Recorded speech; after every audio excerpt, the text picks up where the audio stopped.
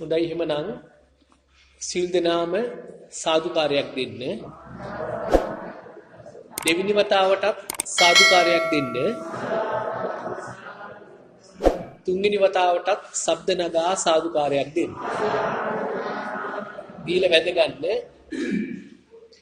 සමන්ත චක්කවාලේසු අත්‍රා ගච්ඡන්තු දේවතා සද්ධම්මං මුනි රාජස්ස සුනන්තු සක්ක මොක්ඛදං ධම්මස්සවන කාලෝ අයං බදන්තා ධම්මස්සවන කාලෝ අයං බදන්තා ධම්මස්සවන කාලෝ අයං බදන්තා නමෝ තස්ස භගවතු වරහතෝ සම්මා සම්බුද්දස්ස නමෝ තස්ස භගවතු වරහතෝ සම්මා සම්බුද්දස්ස නමෝ තස්ස භගවතු වරහතෝ සම්මා සම්බුද්දස්ස අනිච්චාවත සංඛාරා උත්පාද වය ධම්මිනෝ උපජ්ජිත්වා නිරුඤ්ජන්ති තේසං රූපසමෝ සුඛෝති තුන්ලෝකාග්‍ර භාග්‍යවත් වූ මහා කරුණික ශාක්‍ය සිංහ ගෞතම බුදු පියාණන් වහන්සේ ඔබ වහන්සේගෙන් අවසර ලැබේවා. ඔබ වහන්සේ විසින් කල්ප ලක්ෂ අසංකේය 20කට අධික කාලයක් ඇස් මස්ලී දන් දෙමින් අමුදරුවන් රට රාජ දන් දෙමින් අතිවිශාල දුක්ඛ සම්භාරයක් පාරමිතා පූර්ණේ නමින් විඳගනිමින් ලෝකයේ පවතින පරම සත්‍ය අවබෝධ කරගනිමින් සම්මා සම්බුද්ධත්වයට පත්වී අප වෙනුවෙන් මහා කරුණාවෙන් දේශනා කොට වදාලා වූ ඒ උතුම් වූ ආර්ය සත්‍යය ඇතුළත් ශ්‍රී සද්ධර්මයට නමස්කාර වේවා අපහට අවසර ලැබේවා. එම උතුම් වූ ශ්‍රී සද්ධර්මයෙන් නිවි සැනසෙමින් එම ආර්ය සත්‍යය අප කරා ගෙන ආවා වූ ගෙන එන්නා වූ ආර්ය පුද්ගල මහා සංඝරුවනට නමස්කාර වේවා අවසර ලැබේවා. විශේෂයෙන්ම මේ උතුම් වූ ධර්ම ගමන් මාර්ගයේ දැක ගැනීමට අපහට පිහිට වුණා වූ අතිපූජනීය පිටිගල ගුරුරත්න ස්වාමින් වහන්සේගෙන් අවසර ලැබේවා. උන්වහන්සේටද නමස්කාර වේවා. සංසාර කතරින් ඈතර වීම පිණිස අරමුණු කරමින්ම අද දවසේ මේ උතුම් වූ ආර්ය සත්‍ය දේශනාවට සවන් දෙන කාරුණික පින්වත්නි, අද මේ වසරේ දෙවෙනි පෝය නවම්පුර 15ක පොහොය දින දවසේ මේ පින්වතුන් අෂ්ටාංග සීලයේ සමාදන් වෙලා මේ උත්සාහ කරන්නේ මේ භයංකර සසර කතරින් ඈතර වීමේ ගමන් මාර්ගය දැක ගන්නට. මේ පින්වතුන් පොඩි කාලේ ඉඳලා පන්සල් ඇසුරු කරපු අය. අම්මා තාත්තා එක්ක අනන්ත අප්‍රමාණ සිල් සමාදන් වෙලා ඇති. අම්මගේ තාත්තගේ අතින් අල්ලගෙන පොඩි කාලේ පන්සල් ඇවිල්ලා ඇති. අනන්ත අප්‍රමාණ දානමාන ආදී යෙදිලා ඒවා කරලා ඇති. අටමහා කුසල් දසමහා කුසල් වගේ මහා පින්කම්, කටින පින්කම්, අසදෘශ පින්කම් මේ පින්නතුන් කරලා ඇති. නමුත් මේ පින්නතුන් පොඩ්ඩකට හිතන්නේ නිවන් දකින ඒ මාර්ගය බුදු පියාණන් වහන්සේ විසින් දේශනා කළා වූ මේ මාර්ගය තවම දැක්කද කියලා. මොකක්ද මේ මාර්ගය? කොහොමද යන්න ඕන? බුද්ධ පූජාවන් පවත්වලා, මල් පූජා පවත්වලා, බෝධි පූජා පවත්වලා නිවන් දකින්න පුළුවන්ද? එහෙම නිවන් දකින්න බෑ පින්නතුනි. ප්‍රාර්ථනා කරලා නිවන් දකින්න පුළුවන්ද? ප්‍රාර්ථනා කරලත් අපිට නිවන් දකින්න බෑ. නිවන් දකින්න නම් අපි කල යුත්තේ කුමක්ද? බුදු පියාණන් වහන්සේ විසින් මහා කරුණාවෙන් අපිට දේශනා කරපු ශ්‍රී සද්ධර්මයේ තුලින් අපි සංයෝජන 10ක් ප්‍රහාණය කරගන්න නැති කරගන්න ඕන. සංයෝජන 10ක් තියෙනවා ප්‍රහාණය කරන්න. සංයෝජන කියන්නේ බැමි. බැමි 10ක් තියෙනවා අපිට කඩන්න.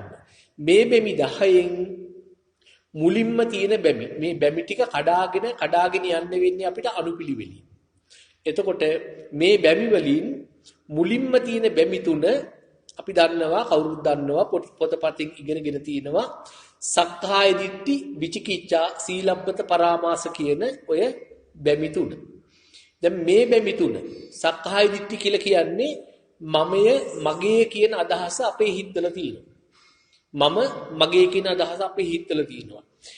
මේ මම මගේ කියන අදහස හිතවල තියෙන තාක්කල් මම කියලා කෙනෙක් ඉන්නවා කියලා ගන්න තාක්කල් ඒ කියන්නේ බලෙන් මම කියන කෙනෙක් නෑ කියලා ගන්න එක නෙවෙයි අවබෝධය આવොත් මෙතන මම කියලා අරගෙන තින්නේ මොනවාටද කියලා අන්නේ අවබෝධය අපි ගත යුතුයි ඒ අවබෝධය නොගන්න තාක්කල් සක්කාය දිට්ඨිය නැති වෙන්නේ නෑ සක්කාය දිට්ඨිය නැති වුණා කියලා Tamanට පැහැදිලි වෙනවා සක්කාය දිට්ඨිය නැති වෙනවත් එකම ඉතුරු සංයෝජන දෙක අපි කිව්වා ප්‍රහාණය කළ යුතු සංයෝජන තුනක් තියෙනවා මුලින්ම. ඒ තමයි සක්කාය දිට්ඨි, විචිකිච්ඡා, සීලබ්බත පරාමාස. මේ සංයෝජන තුනම පින්නතුනි ප්‍රහාණය වෙන්නේ නැති වෙලා යන්නේ එකට. දැන් මේ සංයෝජන තුනම තියෙනවා. මේ සංයෝජන තුනෙන් සක්කාය දිට්ඨිය කියන මගේ කියන අදහස නැති කරගත්තේ නැතොත් මොන මහා පුණ්‍ය කර්මය කරත් කවදාවත් නිවන් දකින්න බෑ මේ සසරම යන්නේකයි කරන්නේ. එතකොට සක්කාය දිට්ඨිය නැති වෙනකොටම විචිකිච්ඡාව කියන එකක් නැති වෙනවා. විචිකිච්ඡාව කියලා කියන්නේ මොකක්ද? විචිකිච්ඡාව කියලා කියන්නේ පින්නතිනි සාමාන්‍යයෙන් පතපතේ තියෙන බුද්ධ ආදී රත්නත්‍රය පිළිබඳ තියෙන සැකය කියලා. මේක හරියටම පැහැදිලිව කිව්වොත් බුද්ධ ආදී රත්නත්‍රය පිළිබඳව සැකයට වඩා බුදු පියාණන් වහන්සේ විසින් දේශනා කරපු යම්කිසි ධර්මයක් තියෙනවා මේ ලෝකය අපි දකින ආකාරයට වඩා හාත්පසින්ම වෙනස් පැත්තක් උන්වහන්සේ දේශනා කරලා තියෙනවා. අන්නේ දේශනා කරපු පැත්ත අපි පිළිගන්නේ නැහැ. ඇයි පිළිගන්නේ නැත්තේ? අපිට ඒක පිළිගන්න බෑ. බුදුරජාණන් වහන්සේ කිව්වත් අපි පිළිගන්නේ නැහැ. ඇයි පිළිගන්නේ නැත්තේ? ඒ තරම්ම අපේ මෝහය නැත්තම් අවිද්‍යාව නැත්තම් සාමාන්‍ය භාෂාවෙන් කිව්වොත් මෝඩකම. පතපොතේ දැනුම නැති එක නෙවෙයි මේ කියන්නේ මේ මෝඩකම කියන එක. පතපොතේ දැනුම නැතිකම නම් ඒක එච්චර මෝඩකමක් නෙවෙයි. නමුත් මේ මෝඩකම සසර අරගෙන යන්න හේතු කරන දෙයක්. මෝහයටම තමයි මෝඩකම කියන්නේ. මේ පින්නතුන් අහලා ඇති මෝහ අන්ධකාරය කියලා කියන්නේ. අවිද්‍යා අන්ධකාරය අඳුර කියලා කියන්නේ. මේ අවිද්‍යාව කියන එක මෝහය කියන එක අන්ධකාරයකට බුදුරජාණන් වහන්සේ සමාන කරලා තියෙනවා. අන්ධකාරයේ අපි ඉන්නකොට අපිට අන්ධකාරයක කාමරයක ඉන්නවනම් ඒ කාමරය තුල තියෙන කිසි දෙයක් අපිට දකින්න බෑ. අතපත ගාලා තමයි අපිට නිකන් දැනගන්න වෙන්නේ. අන්න ඒ වගේ මෝහාන්ධකාරයෙන් යුක්ත නම් අපේ සිත අපිට කිසි දෙයක් මේ ලෝකේ යථා ස්වභාවය පේන්නේ නැහැ. බුදුරජාණන් වහන්සේ පැහැදිලි කරත් අපි පිළිගන්නේ නැහැ. අන්න ඒ නිසා සක්කාය දිට්ඨිය තියෙනවා ඉතුරු වෙලා විචිකිච්ඡාවත් එක්ක. බුදුරජාණන් වහන්සේ දේශනා කරපු මේ ලෝකයේ පිළිබඳ යථා ස්වභාවය උන්වහන්සේ දේශනා කරනවා. ඒ දේශනා කරපු යථා ස්වභාවය තමයි මේ පින්නතුන්ට අපි හැම ධර්ම දේශනාවකම පැහැදිලි කරන්නේ. තවත් විදිහකින් කිව්වොත් අපි විසින් සිදු කරන්නේ නිවන අරමුණු කරගනිමින්ම සිදු කරන ධර්ම දේශනාවන්මයි. එතකොට සක්කාය දිට්ඨිය නැති වෙනකොට විචිකිච්ඡාවක් නැති වෙනවා. ඒ කියන්නේ බුදුරජාණන් වහන්සේ විසින් දේශනා කරලා තියෙන දේවල් පිළිබඳව තියෙන සැකය සම්පූර්ණයෙන් නැති වෙලා ඒව ඉස්මුදුරෙන් අපි පිළිගන්නවා. එතකොට මොකද වෙන්නේ ඊළඟ එක? සක්කාය දිට්ඨි, විචිකිච්ඡා, සීලබ්බත පරාමාස. සීලබ්බත පරාමාස කියලා කියන්නේ පොතපතේ තියෙනවා වෙනත් වෘත ඇදහිම කියලා. ගෝ වෘතේ කියාවි, බල්ලෝ වගේ හැසිරෙනවා, ගවයන් වගේ හැසිරෙනවා. ඒ වගේ වෘත සමාදන් වෙලා මේ දුකින් මිදෙන්න පුළුවන් කියලා මතයක් තියෙනවා ඉන්දියාවේ. බ්‍රාහ්මණයින් අතර. හැබැයි පින්නතුනි ඊට වඩා වෙනත් ගැඹුරු දෙයක් තමයි මේ සීලබ්බත පරාමාස කියලා කියන්නේ. සීලබ්බත පරාමාස කියලා කියන්නේ අපි විසින් සිදු කරන ගොඩාක් වැරදි දේවල්. ඒ වැරදි දේවල් කියලා කියන්නේ අකුසල කර්මම නෙවෙයි. මේ සසර අරගෙන යන්න හේතු වෙන කිසිදු දෙයක් කරන්නේ නැහැ. මේ සසර අරගෙන යන්න හේතු වෙන සසර දිග්ගසන කිසිම දෙයක් කරන්නේ නැහැ. සක්කාය දිට්ඨියත් විචිකිච්ඡාවත් ප්‍රහාණය වුණා. ඒ කියන්නේ සීලබ්බත පරාමාසත් ඒ එකම නැති වෙනවා. මොකක්ද එතකොට මේ සීලබ්බත පරාමාස කියන්නේ සසර දික් කරන දේවල්. සසර දික් කරන්නේ මොනවයින්ද පින්නතනි? පින්නතුන් දන්නවා කුසල් සහ අකුසල් වලින්. එහෙමනම් කුසලුත් මේ ගානට වැටෙනවද? සසර දික් කරන දේවල් විදියට. ඔව්. කුසල් වැටෙන්නෙත් මේ ගානටමයි. අකුසල් වැටෙන්නෙත් මේ ගානටමයි. මොකක්ද ওই දෙකේ වෙනස? දෙකේ තියෙන සමානතාවය තමයි මේ සසර දික් කරනවා දෙක. හැබැයි කුසල් සැපගෙන දෙමින් සසර දික් කරනවා. අකුසල් මොකද වෙන්නේ? දුක්ගෙන දෙමින් අපිට මේ සසර දික් කරනවා. එතකොට බුදුරජාණන් වහන්සේ පැහැදිලි කරා ඔය කුසල් අකුසල් දෙකම එකට එකතු කරලා පොදුවේ උන්වහන්සේ වචනයකින් කියනවා සංකාර කියලා. සංකාර. සංකාර කියලා කියන්නේ කුසල් අකුසල් දෙකේම එකතුවට පොදුවේ කියන නම. එතකොට උන්වහන්සේ පටිච්ච සමුප්පාද ධර්මයේ තුල පැහැදිලිව දේශනා කරනවා පටිච්ච සමුප්පාද ධර්මී කියන්නේ සිද්ධාර්ථ තාපසයාණන්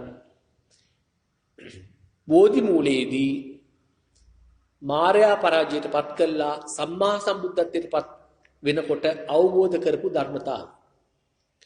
ඒක තමයි පටිච්ච සමුප්පාද ධර්මයේ හේතුඵල ධර්මය. හේතුඵල ධර්මයේ මුලින්ම කියනවා අවිද්‍යා පත්‍ය සංඛාර. පත්‍ය කියන්නේ නිසා කියන තේරුම. අවිද්‍යා පත්‍ය සංඛාරා කියන්නේ අවිද්‍යාව නැත්තම් මෝහය නිසා, මෝඩකම නිසා තමයි සංඛාර කරන්නේ. අවිද්‍යාව නිසයි සංඛාර. සංඛාර කියලා කිව්වේ කුසල් අකුසල් දෙකම. එහෙමනම් කුසල් අකුසල් දෙකම කරන්නේ අපේ ධර්මයේ පිළිබඳ මේ ධර්ම ගමන් මාර්ගයේ පිළිබඳ බුදුරජාණන් වහන්සේ මේ ලෝක ධර්මතාවය හරියට පැහැදිලි කරා. ඒ පැහැදිලි කරපු ධර්මයේ පිළිබඳ අවබෝධයක් නැතිකම නිසා අවිද්‍යාව නිසා තමයි කුසල අකුසල් දෙකම කරන්නේ. කුසල අකුසල් දෙකම කරන්න ඕන නිසා. එහෙමනම් දැන් සක්කාය දිට්ඨි විචිකිච්ඡා සීලබ්බත පරාමාස කියන්නේ සීලබ්බත පරාමාස කියලා කියන්නේ ওই කුසල් අකුසල් දෙකම කුමන ආකාරයකින් කරත් සීලබ්බත පරාමාසය ඇත්තට වැටෙනවා. එතකොට එහෙමනම් ඔය තුනම නැති වෙන්නේ එකට. තුනම නැති වෙන්නේ එකට කියලා කියන්නේ සක්කාය දිට්ඨිය විචිකිච්ඡාව සීලබ්බත පරාමාස තුනම එකට නැති වෙනවා. එතකොට සක්කාය දිට්ඨිය නැති වෙච්ච පුද්ගලයාට බුදුරජාණන් වහන්සේ විසින් මේ ලෝකයේ පිළිබඳ දේශනා කරපු යථා ස්වභාවයක් තියෙනවා. එයා ඊටා පැහැදිලිව දකිනවා මේ දේ තමයි නිවැරදි. අපි මේ ලෝකේ දකින විදිය වැරදි කියලා එයා තේරුම් ගන්නවා. ඒ වගේ තමයි එයා පින්දහම් කරන්න එළවෙලවා පස්සෙන් තරඟ කර කර යන්නේ නැහැ. අපි දන්නවා දැන් කුසල් කරනවා කියලා කියනවා. අපි ගනිමුකෝ කටින පූජාව. මේ පින්නතුන් දන්නවා කටින පූජාවක් කරන්න කොච්චර තරගයක්ද කියලා. එතකොට මේ පින්නතුන් හිතනවාද මේ තරගකාරීත්වයේ තුලින් තවත් කුසලයක් වෙනවා කියලා? නෑ. එතන ඊර්ෂ්‍යාව, ද්වේෂය තියෙන්නේ.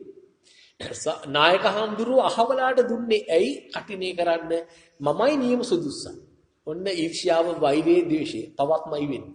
අකුසලයක් වෙන්නේ.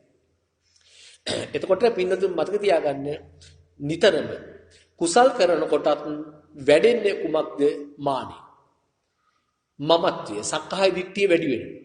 ඒ නිසා තමයි යම් කිසි කුසලයක් කරත් ඒ කුසලය කල යුත්තේ කුමක් සඳහාද? මේ භයංකර සසර කතරින් එතර වීම අරමුණු කරමින්මයි. ඒ නිසා තමයි බොහෝ වෙලාවට ගොඩක් පින්නතුන් කියන්නේ ඔය ස්වාමීන් වහන්සේලාට හාමුදුරනේ මේකට නම ගම කියන්න අවශ්‍ය නැහැ කියලා කියනවා. හැබැයි සමහර අය බලාපොරොත්තු වෙනවා හුඟක් නම ගම කියනකට. ඒ කියන්නේ සක්කාය දිට්ඨිය ප්‍රබලව, මානය ප්‍රබලව තියෙනවා. කොහොම නමුත් මේ පින්නතුන් දැනගන්න ඕනේ මේ සසරින් මිදෙන්නට නම් අටසිල් සමාදන් වෙලා හිටියොත් මේ මොහොතේ ඉඳලා මේ පින්නතුන් මැරෙන තුරාවට ධර්මය අවබෝධ කරගන්න යන්නේ නැතුව ඒත් මේ පින්නතුන්ට කවදාවත් දුකින් මිදෙන්න බෑ. සතර අපා භූමිය ඉක්මවන්න බෑ. මතක තියාගන්න. සතර අපා භූමිය ඉක්මවන්න බෑ. අටමහා කුසල් කුමක් කරත් සතර අපා භූමිය ඉක්මවන්න බෑ. සතර පා කියන්නේ പ്രേත, තිරිසන්, අසුර නිරය. කුමන කුසල කර්මය කරත් චෛත්‍යයක් ප්‍රතිසංස්කරණය කරලා පූජා කරත් චෛත්‍යයක් අලුතින් ඉදි කරලා පූජා කරත් සක්කාය දිට්ඨිය තියෙනවා නම් ඒකම සීලබ්බත පරාමාස විචිකිච්ඡාව දෙකක් තියෙනවා. කිසි දවසක සතර අපා භූමි ඉක්මවන්න බෑ. ධාන වඩලා බ්‍රහ්ම ලෝකේ ඉපදෙලා හිටියත් සතර අපා භූමියේ හිමිකම තියාගෙනයි ඉන්නේ. ගොඩාක් කුසල කර්ම කරලා දිව්‍ය ලෝකයේ මහානුභාව සම්පන්න දිව් කෙනෙක් වෙලා හිටියත් සක්කාය දිට්ඨි විචිකිච්ඡා සීලබ්බත පරාමාස ප්‍රහාණය කරලා නැත්තම් සතර අපා ගත වීමේ හිමිකම තියාගෙනයි ඉන්නේ. ඒ නිසා තමයි බුදුරජාණන් වහන්සේ වර්ණනා කරනවා සෝතාපන්න ඵලයට පත්වෙච්ච පුද්ගලයා හෙවත් ඔය සක්කාය දිට්ඨි විචිකිච්ඡා සීලබ්බත පරාමාස කියන ඔය මුලින්ම දුරු කරන්න ඕන සංයෝජන තුන ප්‍රහාණය කරපු පුද්ගලයා මේ ලෝකයේ තියෙන ඉහළම තනතුර වන සක්විති රජකම ලැබු කෙනෙකුටත් වඩා උතුම් එයා සත්පුරුෂයෙක් කියලා උන්වහන්සේ දේශනා කරනවා. ඒ වගේමයි සදෙව් ලෝකයේ අධිපතිත්වයේ සක්‍ර දේවේන්ද්‍ර තනතුර. ඒ තනතුර යම් කිසි කෙනෙක් දරනවද එයා සෝතාපන්න ඵලයටපත් වෙලා නැද්ද? පත් වෙලා නැත්තම් ඒ සක්‍ර දේව পদවියට වඩා සෝතාපන්න දුප්පත් මිනිසෙක් උතුම් කියලා බුදුරජාණන් වහන්සේ දේශනා කරනවා. එයා යහපත් පුද්ගලයෙක් කියලා බුදුරජාණන් වහන්සේ දේශනා කරනවා. ඒ වගේමයි මේ ලෝකයේම අධිපති මහා බ්‍රහ්මයාත් සෝතාපන්න ඵලයටපත් වෙලා නැත්නම් මහා බ්‍රහ්ම පදවියත් පහත් කොට සලකනවා සෝතාපන්න පුද්ගලයාට වඩා. සෝතාපන්න පුද්ගලයාට මහා බ්‍රහ්මයා පවා වැඳුම් පිදුම් කරනවා. එතකොට මේ පින්නතුන් දන්නව ඇති මහා බ්‍රහ්මයාගේ හිස සමාන කරනවා ලෝවැඩ් සංගරාවේ වීදාගම් මෛත්‍රිය හමුදුරුවෝ මහා බ්‍රහ්මයාගේ හිසේ තියෙන කෙස් උපමා කරනවා සමාන කරනවා රහතන් වහන්සේලාට. සරියුත් මුගලන් රහතන් වහන්සේලාට පාපිස දමන්නේ පාපිස්සකට සුදුසුයි කියලා සමාන කරනවා. මහා බ්‍රහ්මයාගේ හිස ඒ කියන්නේ එච්චර උසස් රහතන් වහන්සේලා. සෝතාපන්න පුද්ගලයා ඊට උඩින් ඉන්නේ. ඒකයි කියන්නේ මේ පින්න තුන අහලා ඇති තුන්වෙනි ගාතාව මතකද? පළවෙනි එක මොකද්ද? ලෝවැඩ් සංගරාවේ සිරි දෙන මහා බුදු මෝදන් බුදුරන් වහන්සේ ගැන කියනවන බලන්න සෙත් සිරි දෙන මහා ගුණ මුහුදානන් සත්හාට වන භව දුකට වේදානම් කුමන දුකටද භවය කියන එකට භවය කියන්නේ මහා මානසික ලෙඩක් මේ භවය කියන මානසික ලෙඩත් අද දවසේ අපි කාල වේලාව ලැබෙයි කියලා හිතනවා පැහැදිලි කරනවා භවය කියන්නේ මොකක්ද කියලා. භවය කියන්නේ ලෙඩක්, රෝගයක්, දුක. මේ භව දුකට වෙදෙක් තමයි බුදුරජාණන් වහන්සේ. ඊට පස්සේ කියනවා මේ මෝහය, අවිද්‍යාව කියන අන්ධකාරය අපි සාමාන්‍යයෙන් කියන්නේ කෑලි කපන්න පුළුවන් අඳුරක් කියලා. තිත්තපට්ට කරුවලයි කියලා කියන්නේ. ආන්න ඒක වචන දාලා තිත් ගානා දුර දුර ලන දීමි දානන් තිත්ත පට්ට කළුවර තිත් ඝන දුර දුරලන දිනිදාන සූර්යයාට සමාන කරනවා සිත් සාතෝ සින්නාම දිම්මුනි දානම් හොති ඊට පස්සේ තුන්වෙනි ගාතාව කොහොමද පටන් ගන්නෙ සිරිමත් බබ සිරසෙහි පාපිසිනා හරිද සිරිමත් බබ සිරසෙහි පාපිසිනා සරියුත් මහා මුගලන් පිළිවෙලිනා පැහැදිලි කියලා තියෙන ඉතින් එහෙනම් මේ පිටුතුන් තීරුම් ගන්න අපි ඔන්න කොහොම හරි මේ ජීවිතේදී මේ ලැබිච්ච වාසනාවන්ත මේ ජීවිතේදී උත්සාහ කළ යුතුයි නිසකවම සක්කාය දිට්ඨි විචිකිච්ඡා සීලපත පරාමාස ප්‍රහාණය කරන්න. නොයෙකුත් මතවාද තියෙනවා මාර සංකල්ප තියෙනවා දැන් සෝතාපන්න ඵලයටපත් වෙන්න බෑ කියලා. ඒක විහිළුවක්. සෝතාපන්න ඵලයටපත් වෙන එක මහා මාරු දෙයක් නෙවෙයි. හැබැයි අවශ්‍යතාවයේ ඕනකම නැත්තම් ඒක අති අමාරු කාර්යයක්. අවශ්‍යතාවයේ සහ උනන්දු ඕනකම තියෙනවා නම් මේ පින්නතුන් ලොකු ඕනකමක් තියෙනවා. මම මේ අවශ්‍යතාවයන් 7ක් තියෙනවා. 7ම අද පැහැදිලි කරනවා තව පොඩි වෙලාවකින්. මේ අවස්ථාවයන් හත එකපාරට ඉදිරිය තිබුණොත් මේ පින්නතුන්ට නිසකවම අද දවසේ අවසන් වෙනකොට ධර්මදේශනාව අපිට හරියට කරගන්න පුළුවන් වුණොත් කාල වේලාවෙන් බාධා නොවුනොත් නිසකවම සක්කාය දිට්ඨි විචිකිච්ඡා සීලබ්බත පරාමාස ප්‍රහාණය නොවුනත් ප්‍රහාණය වෙන්නේ කොහොමද කියලා දකින්න පුළුවන්. මෙන්න මෙහෙම කරොත් තමයි මෙහෙම වෙන්නේ කියලා. ඒ කියන්නේ සෝතාපන්න මාර්ගස්ථයි පුද්ගලයා. සෝතාපන්න මාර්ගස්ථ පුද්ගලයෙක් කිසි දවසක සෝතාපන්න ඵලයට පත්වන තුරු මැරෙන්නේ නැහැ. මරන්න බෑ කාටවත්. කල්පය විනාශ වෙන්න තියෙනවා නම් සෝතාපන්න මාර්ගස්ථ පුද්ගලයා සෝතාපන්න ඵලයට පත්වන තුරු කල්පය විනාශ වෙන එක ප්‍රමාද වෙනවා. බුදුරජාණන් වහන්සේ කියනවා ඔහු කල්පස්තිතිකයි. එතකොට සෝතාපන්න මාර්ගස්ථ පුද්ගලයෙක් සතරපා භූමිය ඉක්මවල නැහැ. හැබැයි සෝතාපන්න මාර්ගස්ථ පුද්ගලයා නිය යන්නේ නැහැ කවදාවත්. ඒ ඵලයටපත් වෙන්නේ නැති. ඒ ඵලයටපත් වුණොත් සෝතාපන්න ඵලයටපත් වෙච්ච පුද්ගලයා සතරපා භූමිය ඉක්මවලදී. බ්‍රහ්මයා සක්‍රයා සක්විති රජ සෝතාපන්න ඵලයටපත් වෙලා නැත්තම් සතරපා භූමිය හිමිකම් තියාගෙන ඉන්නේ. ඒකයි බුදුරජාණන් වහන්සේ සෝතාපන්න ඵලයටපත් වෙච්ච පුද්ගලෙක් ওই තරම්ම වර්ණනා කරන්නේ. දැන් එතකොට අපි කීමින් ආවේ මේ පින්නතුන් පුංචි කාලේ ඉඳලා අම්මා තාත්තා එක්ක සිල් සමාදන් වුණා අනන්ත අප්‍රමාණ ධර්ම දේශනාවලට සමන් දුන්නා. ජාතක කතා වේවා විවිධ උපමා උපමේයන් අහන්න නැති විවිධ දේවල් අහන්න නැති. හැබැයි තාම ගමන් මාර්ගය දැකගත්තේ නැත්නම් මේ පින්නතුන් තවම ප්‍රමාදයි. හොඳට මතක තියාගන්න. ඒ නිසා ඒ ගමන් මාර්ගයේ දැක ගන්නට ඉඩ ලැබේවා කියලා සීල් දෙනා ප්‍රාර්ථනා කරගන්න. සංයෝජන 10ක් තියෙනවා නිවන් දකින්නකොට ප්‍රහාණය කළ යුතු. මේ සංයෝජන 10 මුලින් තියෙනවා පිටුතුනි අපි ඔය කියපු සංයෝජන 3. කියන්නේ සෝතාපන්න ඵලයටපත් වෙන පුද්ගලයේ නැති කරලා දාන ප්‍රහාණය කරන බැමි 3ක් තියෙනවා සංයෝජන 3ක්. ඒ තමයි අපි කලින් කිව්වා සක්කාය දිට්ඨි විචිකිච්ඡා සීලබ්බත පරාමාස. මේ තුනම පවතින්නේ එකට නැති වෙනකොට නැති වෙන්නේ එකට. බුදුරජාණන් වහන්සේ විසින් දේශිත ඒ ධර්මයේ ගැඹුරු ධර්මය ඒක පිළිබඳ 100% පැහැදිලි වෙනකොට විචිකිච්ඡාව නැති වෙනවත් එකම සක්කාය දිට්ඨිය නැති වෙනවා. නැති වෙලා සීලබ්බත පරාමාස පස්සේ එලව යන්නේ නැහැ. එයා කුසල් කරાવી ඒ කුසල් කරාට එයාගේ පරමාර්ථය වෙනත් දෙයක් නෙවෙයි නිර්වාණයම විතරයි එයා ප්‍රාර්ථනා කරන්නේ. පැහැදිලිද? දැන් ඔය සංයෝජන 10 බැමි 10ක් තියෙනවා කියවනේ. ඔය බැමි 10 මුලින් තියෙන ඔය බැමි තුන විශේෂත්වයක් තියෙනවා. ඒ තමයි පින්නතුනේ මේ මුලින් තියෙන බැමි තුන මේවා කෙලෙස්. ඊතුරු 7ක් කෙලෙස්. 10ම කෙලෙස් සංයෝජන කියන්නේ කෙලෙස්. ක්ලේශ. හැබැයි මේ මුලින් තියෙන තුන දර්ශනයක් එක්ක දර්ශනයක් කියන්නේ දැකීමක්. දැකීමක් කියලා කියන්නේ අපි මොන හරි දෙයක් පිළිබඳව දකිනවනේ. ඒ කියන්නේ ඇහෙන් දකින්න එක නෙවෙයි පින්නතුනේ. දැන් මේ පින්නතුන් අහලා ඇති රූප වාහිනියේ නැත්තම් ගුවන් විදුලි වැඩසටහන් එක. මොන හරි ප්‍රශ්නයක් ගැන කියලා විද්වතෙක් ගෙන්නලා හිටියොත් ඒ වැඩසටහනට ඒ විද්වතාවගෙන් අහනවා අපි ගමුකෝ මෙහෙම අපේ රටේ ආර්ථිකය.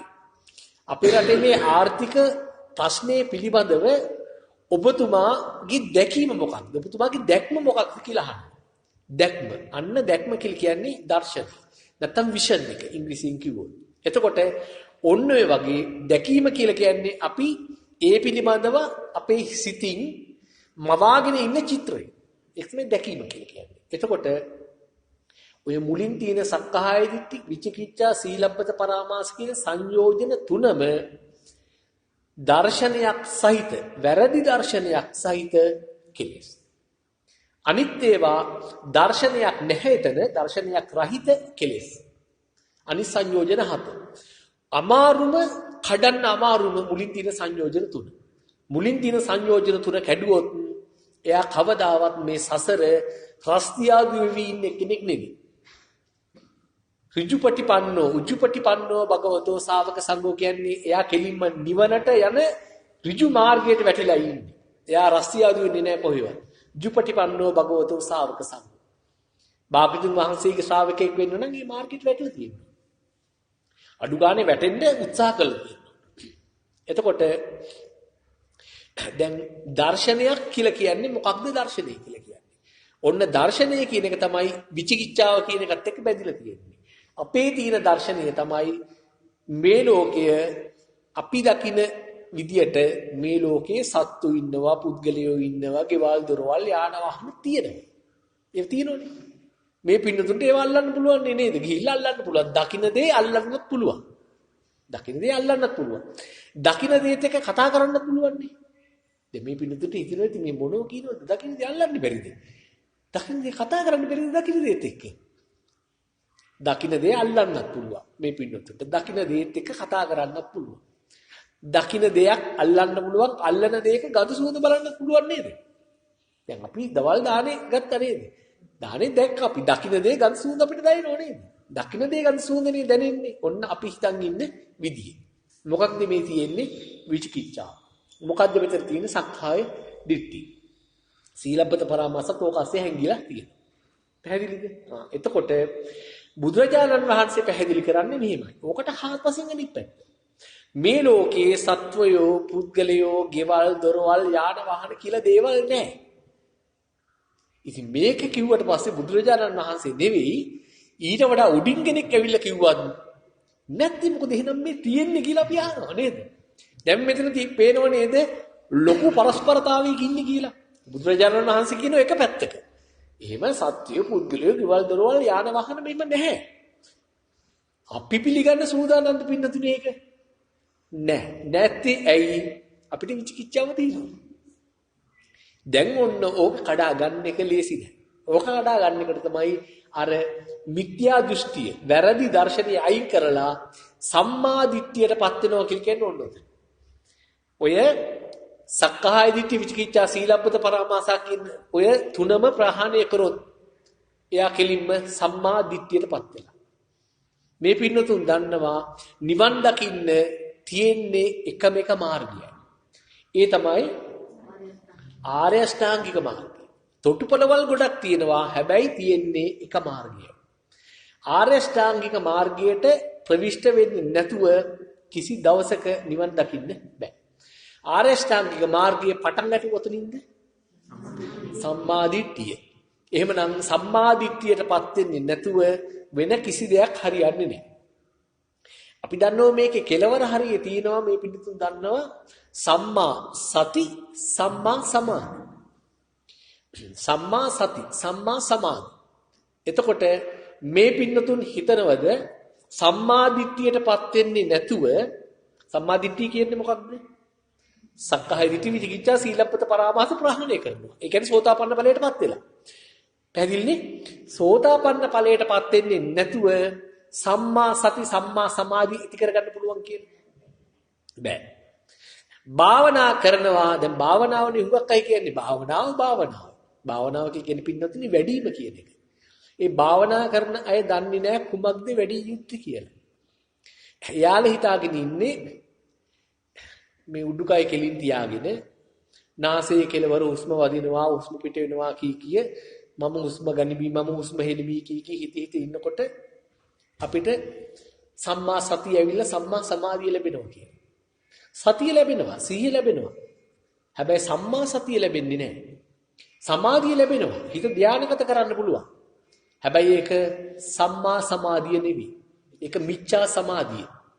ඒකෙන් පුළුවන් බ්‍රහ්ම ලෝකවල ගිහිල්ලා උපදින්න. හැබැයි දිව්‍ය ලෝකවල, බ්‍රහ්ම ලෝකවල විදින සැප බොහොම කෙටි දවසකට පින්නතුනි. ඇයි එහෙම කියන්නේ කියන එක දැන් පොඩි වෙලාවකින් මේ පිළිතුරට පැහැදිලි කරනවා. සම්මා සති, සම්මා සමාධි ගන්න නම් අනිවාර්යයෙන්ම සම්මාදිටියට ප්‍රවේශ වෙච්ච කෙනෙකුට මිසක අර අෂ්ටාංගික මාර්ගයට ප්‍රවේශ වුණු සෝතාපන්න ඵලයටපත් වෙච්ච පුද්ගලයෙකුට මිස කවදාවත් සම්මා සති, සම්මා සමාධි ගන්න බැහැ. අද මේ උතුම් වූ පොහොය දවසක අෂ්ටාංග සීලයේ සමාදන් වෙලා බුදු පියාණන් වහන්සේත් අපේ ළඟම වැඩ කරලා ඉන්නවා. අපි පැහැදිලිවම කියනවා, බය නැතුව කියනවා, කුමන භාවනාව කරත් සම්මා දිට්ඨියටපත් වෙලා නැත්තම්, සක්කාය දිට්ඨි, විචිකිච්ඡා, සීලබ්බත පරාමාස ප්‍රහාණය කරලා නැත්තම් කිසි දවසක සම්මා සති, සම්මා සමාධියට ගන්න බෑ. එන්නේ නැහැ. එතකොට දැන් සමාධිය කියලා කිව්ව අපි කියමු වඩනවා කියන එක. සමාධිය නෙවෙයි භාවනාව කියලා කියන්නේ වඩනවා කියන එක. මොනවද වඩන්න තියෙන්නේ? වඩන්න තියෙන්නේ සප්තබොජ්ජංග ධර්ම වඩන්න තියෙන්නේ. සප්තබොජ්ජංග ධර්ම වැඩෙන්නේ නැහැ පින්නතුනි සම්මා දිට්ඨියට ඇවිල්ලා නැති කෙනෙකුට. පැහැදිලිද? ඒ නිසා මුලින්ම අපි උත්සාහ කරන්න ඕන අග තියෙන කෙලවරට යන්න නෙවෙයි මුලින් පටන් ගන්න. මේක මගින් පනින්න බෑ. අරෂ්ඨාංගික මාර්ගයෙන් මගින් පනින්න බෑ. මුලින්ම දර්ශනයෙන් ප්‍රහාණය කළ යුතු ඔය කෙලෙස් වර්ග තුන. සක්කාය දිට්ඨි විචිකිච්ඡා සීලබ්බත පරාමාස කියන ওই තුන ප්‍රහාණය කළ යුතුයි. එතකොට අද දවසේ අපි පැහැදිලි කරනවා බුදුරජාණන් වහන්සේ විසින් මේ විචිකිච්ඡාව නැති කරන්න උන්වහන්සේ දේශනා කරේ මේ ලෝකය ගැන කොහොමද? ඔන්නෝක මේ පින්නතුන් හරියට අවබෝධයෙන් තේරුම් ගත්තොත් මේ පින්නතුන්ගේ සක්කාය දිට්ඨි විචිකිච්ඡා සීලබ්බත පරාමාස තුනම ප්‍රහාණය කරගන්න පුළුවන්. අද දවසේ බැරි වුණත් මේ ධර්ම දේශනාවට නැවත සම්බන්ධුනොත් මේ පින්නතුන්ට හැකියාව ලැබෙයි.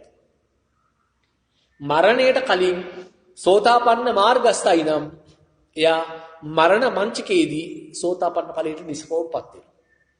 සෝතාපන්න ඵලයටපත් වුණා කියලා කියන්නේ මැරෙන්න එයා බය නැහැ. එයා දන්නෝ දැන් කුමක්ද වෙන්නේ කියලා. අන්න ඒ නිසා මේ පින්නතුන් පුළුවන් තරම් උත්සාහ කරන්න මේ සසරින් වෙන් වෙන්න තියෙන ওই මාර්ගයේ කොහොම හරි ගමන් කරන්න බුදු පියාණන් වහන්සේ විසින් දේශිත ඒ ශ්‍රී සද්ධර්මය තවමත් මේ ලෝකේ ජීවමානව තියෙනවා. හැබැයි මේක මතක තියාගන්න. ඒ කියන්නේ අපි සෝතාපන්න ඵලයටපත් නොවි මරණයටපත් වුණොත් අපිට හිමිකම තියෙනවා සතර අපාය. අපි සතර අපාගත වුණොත් කොහොමද සතර අපාගත වෙන්නේ? මරණාසන්න මොහොතේදී අපිට කතා කරගන්න වාරු මොකක්වත් නැති වෙනවා පින්නත. අතප්පයක් උස්ස ගන්න බෑ. අර කිරුළපන ධම්මජී හඳුරු කියනවා මේ අත් එහෙම සිමෙන්ති කොට්ට වගේ බරයි පාලනයකින් තොරයි සිතට පාලනය කරන්න බෑ මේක මේ සිත බැරිම තැන මේක අතහැරලා යන්න හදන්නේ තවත් මෙයත් එක්ක මේ කෙරුවාව කරන්න බෑ කියලා තීරණය කළා තියෙන දැන් සිත යන්න හදන්නේ විඥානය අයින් වෙන්න හදන්නේ එයාට කන්ට්‍රෝල් නෑ මේකයි දැන් ඒ නිසා මේ පින්නතුන් හිතන්න එපා අපි අරට මහ කුසලයේ කරලා තියෙනවා අර චෛත්‍ය ප්‍රසංස්කරණය කරලා තියෙනවා අර චෛත්‍යයක් අලුතින් හරි ගස්සලා දීලා තිනවා මම ඒක කොහොම හරි ලියාගෙන තියලා හරි අපි ඒක අන්තිම මොහොතේදී මතක් කර ගන්නවා කියලා හිතන්න යන්න එපා. ඒවට අර කිරුළපන ධම්මවිජය හාමුදුරුවෝ උන්වහන්සේගේ දර්ශනයක් කියන ඒවා විහිළු. ඒවා පින්නතුනි විහිළු. ඒව කරන්න බෑ. අවසන් මොහොතේදී මොකක්ද ඉස්සරහට එන්නේ? ආසන්න කර්මය. එහෙම නේද? ආසන්න කර්මය එනවා. අපි ඒ වෙලේ දකින්නේ මොකක්ද? දැස් පේනව නම් දැකීමක් වෙනවා. අපි දැක්කොත් එහෙම අපේ දූ පුතා ඉන්නවා. මොකද වෙන්නේ එකපාරටම? අනේ මම මුන් හැදුවේ කොහොමද? පොඩි කාලේ කොච්චර දුක් විඳගෙන උස්මහත් කරන්න දැන් මෙයාලා ටික දාලා යන්න වෙනව නේද කියලා හිතිච්ච ගමම්ම ඔන්න තියනවා പ്രേත ලෝකේ. එතන කට අරගෙන බලාගෙන ඉන්නවා പ്രേත ලෝකේ. හරිද? ඊට පස්සේ එක දරුවෙක්වත් නැහැ කියමුකෝ. දරුවෙක්වත් නැහැ පේන්නේ. එතකොට මොකද වෙන්නේ? මතක් වෙනවා මම මුන් හැදුවේ කොච්චර දුක් විඳලාද කන්න පොන්නේ නැතුවයි මුන් ඉස්කෝලේ යවුවේ. දැන් මගේ පණ යන වෙලාවේ එකෙක්වත් දැන් මෙතන වතුර පොදක් දෙන්න නැහැ කියලා දේශයක් හට ගන්නවා. ඔන්න තියෙනවා අසුරනිකාය. අසුරනිකායේ තියෙනවා. ඒ වගේ තමයි මෝහය ඉහළට ගිහිල්ලා මෝහය සහිත සිතක් නම් අපේ මෙහෙන් අයින් වෙලා යන සිත සහ ප්‍රතිසන්දිගත සිත ඔන්න අපිට තියෙනවා තිරිසන් ලෝකේ. එහෙමත් නැත්නම් ඔය ආසන්න කර්මය මුලින් වෙන්නේ ඉස්සරහට ගරුක කර්ම අපිට නෑ සාමාන්‍යයෙන්. මේ පින්නතුන්ට ගරුක කර්ම නෑ. ගරුක කියලා කියන්නේ පින්නතුනි ප්‍රමුඛ වෙලා මුලට මෙන එක්කෙනා. දැන් අපි ධානලාභී නම් ඒක ඉස්සරහට එනවා. සෝතාපන්න නම් ඒක ඉස්සරහට එනවා කිලින්න. ඒ අවබෝධ ඥාන ඉස්සරහට එනවා සේරම අයින් කරගෙන ඒක ඉස්සරහට එනවා. ගරුක කර්මය. අකුසල පක්ෂයෙන් ආනන්තරී පාප කර්ම කරලා තියෙන මේක ඉස්සරහට එනවා. නවත්තන්න බෑ කාට. දැන් ගරුක කර්ම නැහැ කියන්නකො මේ පින්නතුන්ට. ගරුක කර්ම නැත්තම් තමයි ආසන්න කර්මය එන්නේ. එතකොට දැන් ආසන්න කර්මයේ විදිහට එකපාරට දැන් අපි තුම ඇස් පේන්නෙත් නැහැ. කන් හරියට ඇහෙන්නෙත් නැහැ. දැන් සිතුවිලි උපද්ද යනවා. ඔය අතරේ තමන් බල්ලෙකුට ගහලා ඒ බල්ලගේ කකුල කඩපු එක මතක් වෙනවා. එතන අපි දුමු කංග ඇහෙනවා යන්තම් කංග ඇහෙන වෙලාවේ අල්ලපු ගෙදර ඉන්න බල්ලා ඌ බුරන්න ගන්නවා. එතකොට ඔන්න සිත ඒ ඔස්සේ යනවා පංච උපාදානස්කන්ධය ඇති කරමින් බල්ලා ඔස්සේ යනවා මම බල්ලෙකුට ගැහුවනේ කියලා දැන් අන්තිම මොහොත මතක් වෙනවා. බල්ලගේ කකුල කඩපු හැටි මතක් වෙනවා. ඌට කකුල කඩලා ගහලා එතනින් නවතින්න නැතුව මම ඒක වර්ණනා කරගෙන කිව්වා අරු හැමදාම ඇවිල්ලා ජරා කරනවා අද මම උට දුන්නාන්න මතක හිටින්න පාරක් කියලා. ඔන්න මතක් වෙන ඕකත් එක්කම චුතිසිත ගියොත් එහෙම කෙලින්ම තියෙනවා කොහෙද නිරය තියෙනවා අටමහා නිරය තියෙනවා ඔන්න එතන විවෘත වෙලා තියෙනවා දොර අරගෙන බලාගෙන ඉන්න එනතුරු එන්න කියලා. පැහැදිලිද? මේ පින්නතුන් සතර අපාය මහගේ කරගෙන තමයි අපි තාම ඉන්නේ. එතනින් මිදෙන්න උත්සාහ කරන්නේ. ඒකටයි මෙච්චර උත්සාහ කරන්නේ මේ ධර්මදේශනේ පවත්තලා මේක කොහොම හරි අහන්න කියලා කියන්නේ මෙච්චර ඒ නිසා. මේක මේ පින්නතුන් ඇහුවත් අවබෝධ කරගත්තේ නැතත් අවබෝධ කරගත්තත් පෞද්ගලිකව අපිට වෙන කිසි වාසියක් නැහැ. හැබැයි දන්නවා යන්න තියෙන තැන කොතනද කියලා අපි දන්නවා. ඒ නිසායි මෙච්චර කියන්නේ. ඒ නිසා දැන් සතර අපාගත වුණා කියලා හිතන්න. ප්‍රේත ආත්මය තමයි වැඩිපුරම යන්නේ. ප්‍රේත ආත්මය හෝ අසුර හෝ නැත්තම් කෙලින්ම නරක ආදී ගත වුණා කියන්නේ. නිරේට ගියා. නිරේට ගියොත් එහෙම දැන් අපිට එන්න පුළුවන්ද මේ භද්‍ර කල්පය තුල තව එකම එක අවස්ථාවක් තියෙනවා. අන්තිම බස් එකක් එනවා. දැන් බස් 4ක් මිස් වුණා. හොඳට මතක තියාගන්න. බස් 4ක් මිස් වුණා බුදුරජාණන් වහන්සේලා 4 දෙනෙක් අතහැරුණා අපේ අතින්. එච්චරට හොඳ කෙරුවාවල් කළා තමයි මේ සසරේ ඉන්නේ. ගෞතම බුදු පියාණන් වහන්සේගෙනුත් ශ්‍රී සත්‍යධර්මය අපි අහලා ඇති. ඒත් අතහැරගත්තා. කකුසන්ද කෝණාගම කාශ්‍යප ගෞතම බුදුරජාණන් වහන්සේ 4 දෙනාම අතහැරුණා. හැබැයි මේ භද්‍ර කල්පයේ අවසානයේදී එනවා මෛත්‍රී බුදුරජාණන් වහන්සේ මේ ලෝකේ පහළ වෙනවා. හැබැයි පින්නතුනි මේ පින්නතුන් සතර පා ගත වෙලා හිටියොත් එහෙම මේ පින්නතුන්ට එන්න වෙන්නේ නැහැ එදාට මෛත්‍රී බුදුරජාණන් වහන්සේ හමුවේවත් නිවිල යන්න හම්බෙන්නේ නැහැ. හොඳට මේක තේරුම් ගන්න. මෛත්‍රී බුදුරජාණන් වහන්සේ අපිට අතහැරුණොත් අන්තිම බස් එකත් අතහැරුණොත් අපි ගොඩක්ම අවාසනාවන්ත වෙනවා. දැන් මේ පින්නතුන් දන්නවනේ එක ළඟ බස් ආවොත් එහෙම අපි කොහේ හරි යන්න බස් වලට එකට වෙලා ඉන්නවා. අපි අහනවා එතන ඉන්න මිනිස්සෙක්ගෙන් බස් එකට යන්න ඉන්න තව ඉන්න මිනිස්සෙක්ගෙන් අහනවා අහවල් තැනට යන්න බස් එකක් එහෙම ආවේ නැද්ද? අයියෝ මහත්තයෝ අයියෝ නෝනා බස් 4ක්ම ගියානේ මේ එක ළඟ. හැබැයි නෝනා හැබැයි මහත්තයෝ තව එක බස් එකක් එන්න තියෙනවා. ඒක හැබැයි අද එන අන්තිම බස් එක ලාස්ට් බස් එක.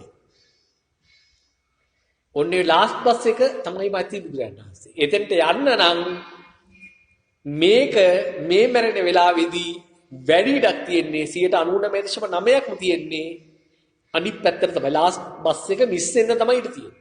දැන් මතක තියාගන්න. අපි කැමති නැහැ හැම වෙනකොට කිසි කෙනෙකුට. ඒ නිසා අන්තිම බස් එක අල්ලන්න නම් අද කළ යුතු වැඩ කොටසක් තියෙනවා. ඔය නිකම් බුද්ධ පූජාවක් තියලා කටින පූජාවක් තියලා එහෙම හරියන්නේ නැහැ. මොක නොකරත් කමක් නැහැ. දැන් ඒ කරන්න ඕනේව කරලා විපින්නතුන් ඇවිල්ලා ඉන්නේ. දැන් හොඳ උප්පත්තියක් ලැබලා තියෙන්නේ. ඒව කරන්න කියලා කියන බුදුරජාණන් වහන්සේ. ඒව කරන්න කියලා කියන්නේ හොඳ උප්පත්තියක් ලබන්න. ශ්‍රී සද්ධර්මයේ පවතින කාලයක අස්කන් නාසා ඇතුව හොඳ බුද්ධියක් ඇතුව ත්‍රි හේතුක ප්‍රසන්දියක් ගන්නයි ඒව කරන්න කියන්නේ. දැන් ඒව ලැබිලාද තියෙන්නේ? ලැබිලා නම් දැන් මොකද කළ යුත්තේ? දැන් මේකෙන් වහම අයින් වෙන්න සක්කාය දිට්ඨි විචිකිච්ඡා සීලබ්බත පරාමාස ප්‍රහාණය කරගන්න වෙනවා මේ බින්දුතුන්ට. එහෙම නැතුව හිටියොත් එහෙම මරණයෙන් පස්සේ සතරපා ගත වුණොත් නිසකවම මෛත්‍රී බුදු පියාණන් වහන්සේ අතහැරෙනවා. මෛත්‍රී බුදු පියාණන් වහන්සේගේ ශාසනය අවුරුදු 80000ක් තියෙනවා. අවුරුදු 80000 කියන එක නොසැලකිලි බොහොම නොගිනිය හැකි තරම් පුංචි දෙයක් වෙනවා. අපායේ പ്രേත ලෝකේ ගත කරන කාල සීමාවන් එක ගත්තා. අපි ඒකත් දැන් කියනවා. මෛත්‍රී බුදුරජාණන් වහන්සේ අතහැරුණොත් එහෙම නැවත බුදුරජාණන් වහන්සේ කෙනෙක් පහළ වෙන්නේ කොච්චර කාලයකට පස්සේද?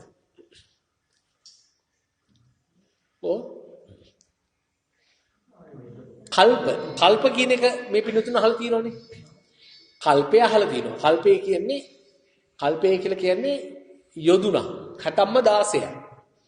කටම්ම 16ක් හිතින් මවා ගන්න අපි හැමදාම කියන්නේ මේ හරිය ඉඳලා කොබල් වල හරියට දුර. කටම්ම 16ක්. සෙල්ලන්නේ නැහැ. ඒ හරියට දුර ඒ කියන්නේ දිග පළල උස පෙට්ටියක් මවා ගන්න කියනවා හිතේ. ඒ පෙට්ටියට අබෑට පුරවන. අබෑට පුරවලා අවුරුද්දකට එකක් නෙවෙයි පින්නතුනි අවුරුදු 100කට එක අබෑටයක් අයින් කරනවා.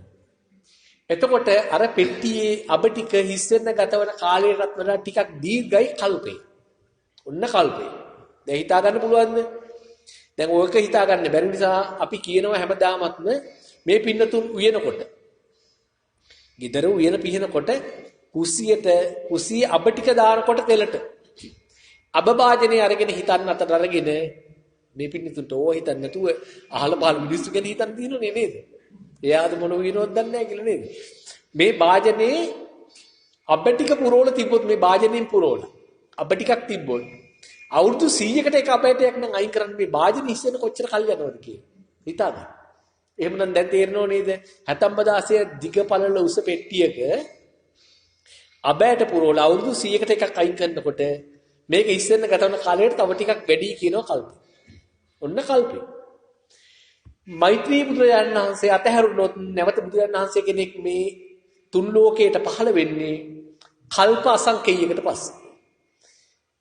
කල්ප අසංකේයයක්. අසංකේයයක් කියන්නේ පිටුතුනි බිංදු 140ක්. කල්ප එක ලියලා බිංදු දාන්න 140ක්. අසංකේය. කල්ප ඔන්නොච්චර කාලයක් ඉන්න වෙනවා දුක් විඳින්න. හොඳයිද සෙල්ලම එහෙමනම්? ඒ නිසා තමයි මෙච්චර උත්සාහ කරන්නේ මේ පින්නතුන්ට මේ ශ්‍රී සද්ධර්මයේ අහන්න ලැබුණේ. දැන් අහනවනේ. මේ අහන්නේ මේක නිකන් ලැබිච්ච දෙයක් නෙමෙයි. බුදුරජාණන් වහන්සේ දේශනා කරනවා දකින, ඇහෙන, දැනෙන කිසි දෙයක් මේ නිකන් හේතුවක් නැතුව නෙවෙයි මේක ඉස්සර කරපු කුසලයක් හින්දා ලැබෙන එක. මේකෙන් ඵල නෙලා ගන්න මේ පින්නතුන් දක්ෂ වෙන්නේ. නැත්තම් මේක අපතේ යනවා. එතකොට අපි හිතමු මේ පින්නතුන් හදිසියව සතර පාගත වුණා කියලා. හදිසියව සතර පාගත වුණා. දැන් අපි බලමු කොහොමද සතර අපායේ ආයු කාලය කියලා පොඩ්ඩක්. දැන් පින්නතුන් අහලා තියෙනෝනේ දිව්‍ය ලෝක 6ක් තියෙනවා කියලා. දැන් අපේ අය එලවා කුසල් කරනවා. මොකටද? දිව්‍ය ලෝකෙ ගිහිල්ලා දිව්‍ය ලෝකෙ ඉන්නවලු බුදුරජාණන් වහන්සේගෙන්ම බණ අහපු දෙවිවරු.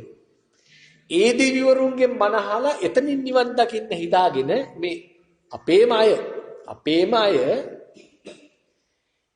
දෙන වැරදි උපදෙස් තමයි. එතනින් නිවන් දකින්න හිතාගෙන එයාලා පින් කරනවා කුසල් කරනවා. කුසල් කළා අපි හිතමුකෝ දිව්‍ය ලෝකෙ ඉපදුනා කියලා.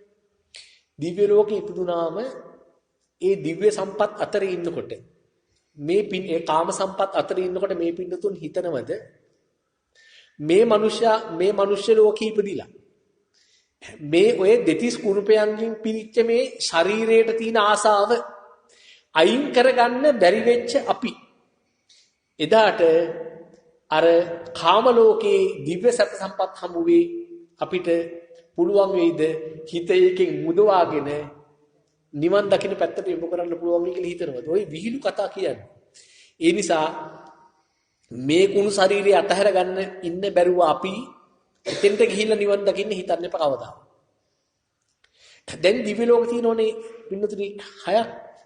ඔය දිව්‍ය ලෝක 6න් පහළින්ම තියෙන දිව්‍ය ලෝකෙ මොකද්ද? අපේ පෘථිවියට කිට්ටුවෙන්ම තියෙන එක.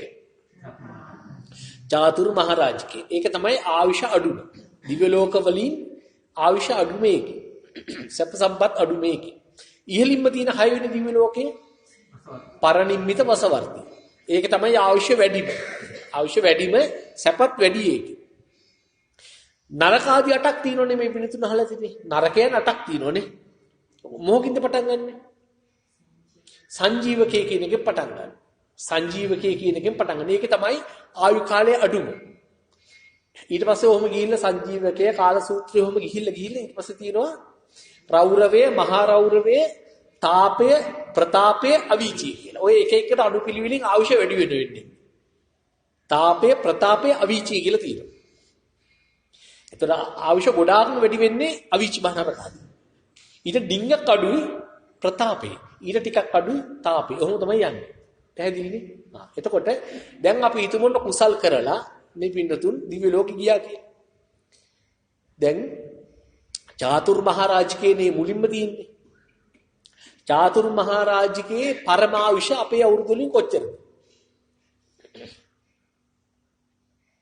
කොච්චරද? අවුරුදු 90 ලක්ෂයයි.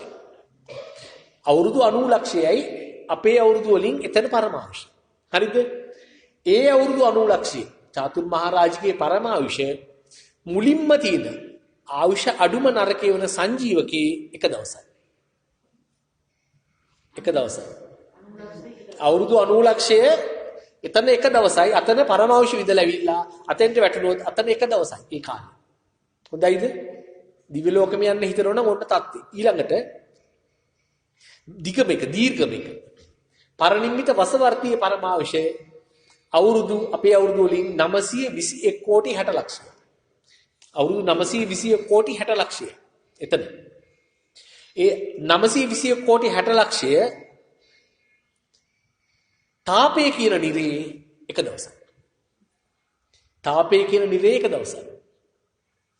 දැන් පේනවද මේ සසර තියෙන භයානකකම? ඊළඟ දේ තමයි දැන් මේ පින්නතුන් හිතාගෙන ඉන්නවා. මේ පින්නතුන් නොවේ. උද්විනේ අපි මේ දැන් ධර්මයේ මේ දේශනා කරන්නේ. මොකද මේ ධර්ම දේශනාවට ඉදිරියේදී සවන් දෙනවා සැලකිය යුතු පිරිසක් ඔය YouTube නාලිකාව හරහා Google නාලිකාව හරහා එන්න සම්බන්ධ වෙනවා. එයාලටත් එක්කනේ අපි මේ පැහැදිලි කරන්නේ. එතකොට දැන් මැරිලා ගිහිල්ලා දිව්‍ය ලෝකෙ උපදින්න හිතාගෙන ඉන්නේ ගොඩක් ඉන්නවා. ඒ කියන්නේ අර සක්කාය දිට්ඨි විචිකිච්ඡා සීලබ්බත පරාමාස ප්‍රහාණය නොකර ප්‍රහාණය කරගත්තොත් මේ පාර නිසකවම උපදින්නේ මනුෂ්‍ය ලෝක උපදින්නේ නැහැ. ඇයි දැන් මනුෂ්‍ය ලෝකේ මිනිසියෙකුට උපදින්න හොඳ තැනක් නෙවෙයි දැන් මේ. දැන් මේ බොහොම නරක කාලයක් යන්නේ ඉස්සරහට එන්නේ ඉන්නේ. නිසා මේක සුසු තැනක් නෙවෙයි. දිව්‍ය ලෝකේ ඉඳලා සෝතාපන්න ඵලයටපත් වුණොත් දිව්‍ය ලෝකේ ඉඳලා තමයි බොහෝ වෙලාවට නැවත හොඳ කාලිකදී නැවත මනුෂ්‍ය ලෝකෙකට එන්නේ. මේ කාල සීමාව තුළ උපදින්නේ නැහැ කවුරුත් හොඳ අය. අහලා ඉතිනේ අලුතින් උපදින ළමයි වාසනාවන්ත පින් කරපු ළමයි නෙවෙයි කියලා කියන්නේ. හරිද? අහන්න ලැබෙන දේවල් ඒ වගේ. එතකොට දැන් දිව්‍ය ලෝකෙට අපි තුමු ගියා කියලා. දැන් දිව්‍ය ලෝකෙට ගිහිල්ලා දිව්‍ය ලෝකේ පරමාවිෂ වින්දා. හදිසියවත් එතනින් චුත වෙලා වැටීදායි සතර පාවලට. ඔව් සතර පාවලට වැටෙනවා. දැන් බුදුරජාණන් වහන්සේ එකපාරක් ආනන්ද හාමුදුරුවන්ට කියනවා ආනන්දය උන්වහන්සේ ගන්නවා මහපටැඟිල්ලට පස් ටික. අරගෙන අහනවා මේ මහ පොළොවේ තියෙන පස්ද වැඩි මේ පස් ටිකද වැඩි කියලා. අහන්නේ දැන් නෙවෙයිනේ. ආනන්ද හාමුදුරුවෝ අනේ ස්වාමීනි ඔය මහපටැඟිල්ලේ තියෙන ඔබ වහන්සේගේ මහපටැඟිල්ල උඩ තියෙන පස් ටික ගණන් ගන්නවත් බෑ මේ මහ පොළොවේ තියෙන පස් එක්ක බැලුවා. ඒ පාර බුදුරජාණන් වහන්සේ කියන ආනන්දය දිව්‍ය ලෝකේ දිව්‍ය සැප විඳින දෙවිවරු එතනින් ආයුෂ අවසන් වෙලා එතනින් චුත වෙලා නැවත දිව්‍ය ලෝකයක හෝ මනුෂ්‍ය ලෝකයක ඒ කියන්නේ සුගතිගාමීව උප්පත්ති ලබන්නේ මගේ මේ මහපටැඟිල්ලේ තියෙන පස් ටික වගේ ප්‍රමාණය. ඊටු සීලමය සතර අපාගත වෙනවා කියලා. බොරු කියනවද? නෑ. කවදාවත් බොරු කියන්නේ නෑ. සංසාරෙත් කිසිම බොරුවක් කියලා නෑ උන්වහන්සේ. එතකොට එහෙමනම් අපි ගැන කවර කතාවද? අපි අර පින්කම කරා මේ පින්කම කරා දැන් දිව්‍ය ලෝකේ යන්න පුළුවන් කියන එහෙම බලාගෙන ඉන්න එපා. හැබැයි නිසකෝම හොඳ තැනකට යන්න පුළුවන් සක්කාය දිට්ඨි ප්‍රහාණය කරන. හරි. එතකොට දැන් මේ පින්නතුන් දන්නේ නැහැ මේ සසර තියෙන භයානකකම. දැන් අපි මුලින් පැහැදිලි කරා අවිද්‍යාව නිසා තමයි කුසල අකුසල් දෙකම කරන්නේ. කුසල් කරනකොට අපි කිව්වා සැපගෙන දෙමින් සසර දික් කරනවා කියලා. දැන් අපි මෙහෙම කිව්වොත් කුසල් කරනකොට දුක්ගෙන දෙමිනුත් සසර දික් කරනවා කියලා කිව්වොත් ඒකත් නිවැරදි පින්නතුනි. කුසල් කරනකොට සැපගෙන දෙමින් සසර දික් කරනවා වගේම දුක්ගෙන දෙමිනුත් සසර දික් කරනවා. ඒකට හේතුව තමයි අපි කරපු අකුසල කර්ම අනන්ත අප්‍රමාණ පෝලිං ගැහිලා ඉන්නවා අපිට ඵල දෙන්න. අනන්ත අප්‍රමාණ පෝලිං ගැහිලා ඉන්නවා අපිට ඵල දෙන්න අපි දන්නේ නැහැ. දැන් අපේ හොඳ කුසල කර්ම ඵල දෙන කාලේ නිසා අකුසල කර්ම වලට ඉස්සරහට එන්න බෑ. හැබැයි අපි දන්නේ නැහැ ඊළඟට පොලිමේ ඉන්න එක්කෙනා කවුද කියලා. අකුසලයේද කුසලයේද දන්නේ නැහැ. කවුරුත් දන්නේ නැහැ. එතකොට මෙතන මේ කුසල කර්ම ටික ඉවර වෙනකොටම අකුසල කර්මයක් නම් පොලිමේ තියෙන්නේ ඔන්න ඒක ඵල දෙන. ඒකයි කිව්වේ හැමෝගෙම පොලිමේ වැඩිපුර ඉන්නේ මොන කට්ටියද? අකුසල පක්ෂයේ ඉන්නේ. කුසල පක්ෂය අඩු. ඒකයි කිව්වේ 99.9ක් යන්නේ සතර අපාගත වෙනවා කියලා. අර පස් ටිකක් අරගෙනත් මහපටේ ගිල්ලට බුදුරන් වහන්සේ ආනන්ද හැඳුනට කිව්වේ ඔන්න ඕක. ඔය කතා අහන එතනින් නවතින නෙවෙයි උන්වහන්සේ ඔය කිව්වේ. මේ සසර තියෙන බය ඇති කරගෙන ඉක්මනට අපි යන්න ඕනේ මේ ගමන. උන්වහන්සේ එකපාරක් ආනන්ද හැඳුනට කියනවා ආනන්දය මේ සසර යම් කිසි සුළු හෝ සැපයක් තියෙනවනම් ඒ සැපයත් ආනන්ද මම වර්ණනා කරනවා. එහෙම වර්ණනා කරන්නවත් සැපයක් මේ සසර නැහැ කියලා කිව්වා. හැබැයි ඉතින් අනේ අපිට හිතා ගන්න බෑ නේද මේ පින්නතුන්ට බුදුරජාණන් වහන්සේ දැක්කේ නැතුණාට මේ කොච්චර සැපයිද මේක නේද? කන්න දිනවා, බොන්න දිනවා, ධර්මවල උරුදල් කරනවා නේද? කඩේ යනවා, බඩු ගේනවා, උපදූප කතා කරන කොච්චර ෂෝක්ද නේද? එනකොට බුදුරජාණන් වහන්සේ කියන්නේ අල්ප වූ සැපයක්වත් මේකේ නෑ ආනන්ද තියෙනවා නම් මම ඒක වර්ණනා කරනවා කියලා. ඒතර බුදුරජාණන් වහන්සේ කියන්නේ මේක සම්පූර්ණයෙන්ම දුකයි කියලා. හැබැයි අපිට නම් ওই කියන දුකක් නැහැ. හැබැයි පින්නතුනේ දුක තේරෙනවා තවත් ටිකක් කල් ගිහිල්ලා. එතකොට පරක්කු වැඩි. ඕකයි ප්‍රශ්නේ. හොඳයි. දැන් ওই දිව්‍ය ලෝකෙට අදාළ කතා දෙකක් කියන්නේ. සසර බය ඇති කරගන්නේ නැති තාක්කල් මේ ගමනේ යන්න බෑ මේ පින්නතුන්ට. සසර බය මේ පොඩි වෙලාවකට ඇවිල්ලා වැඩක් නැහැ. අපිට මතකයි ඉස්සර අපි උසස් පෙළ කරන කාලේ පාඩම් කරන්න හිම වැඩි කැමති නැහැ. දැන් ජීව විද්‍යාවෙන් අපි විභාගෙට කරා පාඩම් කරන්නේ නැහැ ඉතින් එහෙමකට. හැබැයි මොනවා හරි හේතුවකට හොස්පිටල් එකට යන්න උනොත් එහෙම. අපේ නෑදෑයලා අයිය කෙනෙක් එහෙම ගියා ડોක්ටර් කෙනෙක්. එයා එහෙම හම්බෙන්න හොස්පිටල් එකට යන්න උනොත් අපි දකින්නවා දොස්තර මහතුරු ටයි එක දාලා හොඳට සපත්තු දාලා ටෙතස්කෝප් එක අරගෙන ටක් ටක් ගාලා ඇවිදගෙන යනවා ලිඩුන්ට බෙහෙත් කරනවා. අනේ ඉතින් අපිටත් ආසයි දොස්තර කෙනෙක් වෙන්න ඕනේ. මේම හරියන්නේ නැහැ. මෙඩිකල් ෆැකල්ටි එකට යන්න පාඩම් කරන්න ඕන කියලා. එදා ගෙදර ගියාට පස්සේ පැය දෙකක් විතර පාඩම් කරනවා. ආයි ඒක ඉවරයි. ඒ වෙලාවට තිබ්බා ඊට පස්සේ දියාරු වෙලා ගියා. ඒ වගේ තමයි මේ ධර්ම දේශනය පවත්වනකොට මේ පින්නතුන් සසර බය එනවා. ආපහු ගෙදර ගියාට පස්සේ මොන්නේ කොයි කිව්වට ෂෝක් මේ පොඩි බබාලා එක්ක උරුතල් කර ඉන්නකොට. අනේ පුතේ බාවද කියලා නේද? දැන් යනකොට ආයෙත් සීයල එනකොට මුණුපුරු මුණිපිරු දුවගෙන එනවා. අතේ එල්ලෙනවා. අර සේරම දුක ඉවරයි. එහෙම නේද හිතන්නේ? එහෙම හිතන්න එපා. මොකද අන්තිම මොහොතේදී ඔය අපි පාන සෙනෙහස මහා ගිනි ජාලාවක් වෙලා අපි ඔයලාගෙන අපේ සතර අපායට අරන් යන්නේ ඔය ස්නේහේම තමයි පින්නත්. ඕකයි තේරුම් ගත යුත්තේ. එතකොට මේ පින්නතුන්ට අපි දෙතුන් පාරක් සිහිපත් කරලා ඇති සුබ්‍රහ්ම කියන දිව්‍ය පුත්‍රයෙක් ගැන. සුබ්‍රහ්ම කියන දිව්‍ය පුත්‍රයා බොහොම බල සම්පන්න මහානුභාව සම්පන්න දෙවි කෙනෙක්. එතෙන් මේ සුබ්‍රහ්ම කියන දිව්‍ය පුත්‍රයාට හිටිය පරිවාර දිව්‍යාංගනාව 1000. මේ දිව්‍යාංගනාවන් එක 10 දෙනෙක් එක දහසක්. එක නන්දන උයනට ගියා දවසක්. නන්දන උයනට ගිහිල්ලා 500ක් මල් නෙලනවා. ඉතුරු 500 මල් මාලා සකස් කළා ඒ දෙවියා දිව්‍ය පුත්‍රයා සරසන. ටිකක් වෙලා යනකොට මේ සුබක්ම දිව්‍ය පුත්‍රයා දකිනවා අර ගස්සල හිටපු 500ක් දෙනා නැහැ මල් නෙලපු 500 දෙනා නැහැ. බලනවා යා දිව්‍යඥානයේ 500 දෙනා කොහෙද ගියේ? මොකක්ද වෙලා තියෙන්නේ? කෙලින්ම අවීචි මහ නරක ආදී ඉපදෙලා. යන්න ඕන නරකම තැන. අවීචි මහ නරක ආදී ඉපදිලා දුක් විඳිනවා දැක්ක. බයෙන් තැති ගත්තා, වහාම බැලුවා. ඉතුරු 500ටයි මටයි මොකද වෙන්නේ කියලා තව දවස් කීපෙකින් ඒ ටිකත් එතෙන්ට අවීචි මහ නරක ආදීට යනවා. ඔන්න බයෙන් තැති ගත්තා. බයෙන් තැති අරගෙන දාඩිය බේරෙන්න ගත්ත චුත වෙන්නත් කිට්ටුයි. 500 දෙනත් එක්කම ගියා සවැත් නුවර දෙවුරම් බෙහෙරට බුදුරන් වහන්සේට වැඳලා වෙවුලා බයෙන් ත්‍රස්ත වෙලා කිව්වා අනේ අපිව බේරගන්න මෙන්න මේ වගේ දෙයක් දැකලා බයෙන් ත්‍රස්ත වෙලා අපි ඉන්නේ කියලා. උන්වහන්සේ ධර්මයේ දේශනා කළා. දැන් ලොකු ඕනකමක් ඇවිල්ලාද තියෙන්නේ මේ දෙවිවරුන්ට? ඔව්. සසර බය දැයින්නද? ඔව්. අර මල් නෙලමින් විනෝද වෙච්ච වෙලාවේ සසර බය තිබුණද? නෑ. හැබැයි සසර බය පස්සෙන් තිබුණද නැද්ද?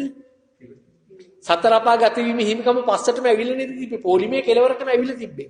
අච්චර මහානුභාව සම්පන්න දිවි කෙනෙක් කියලා දන්නවද? දැක්කේ නෑ. අපේ පින්නතුනුත් ගොඩක් හිතන්නේ ඔහොම. අපි අහවල් දේ කරලා තියෙන්නේ. අපි දමරිවත් ගිහින් තියෙන්නේ.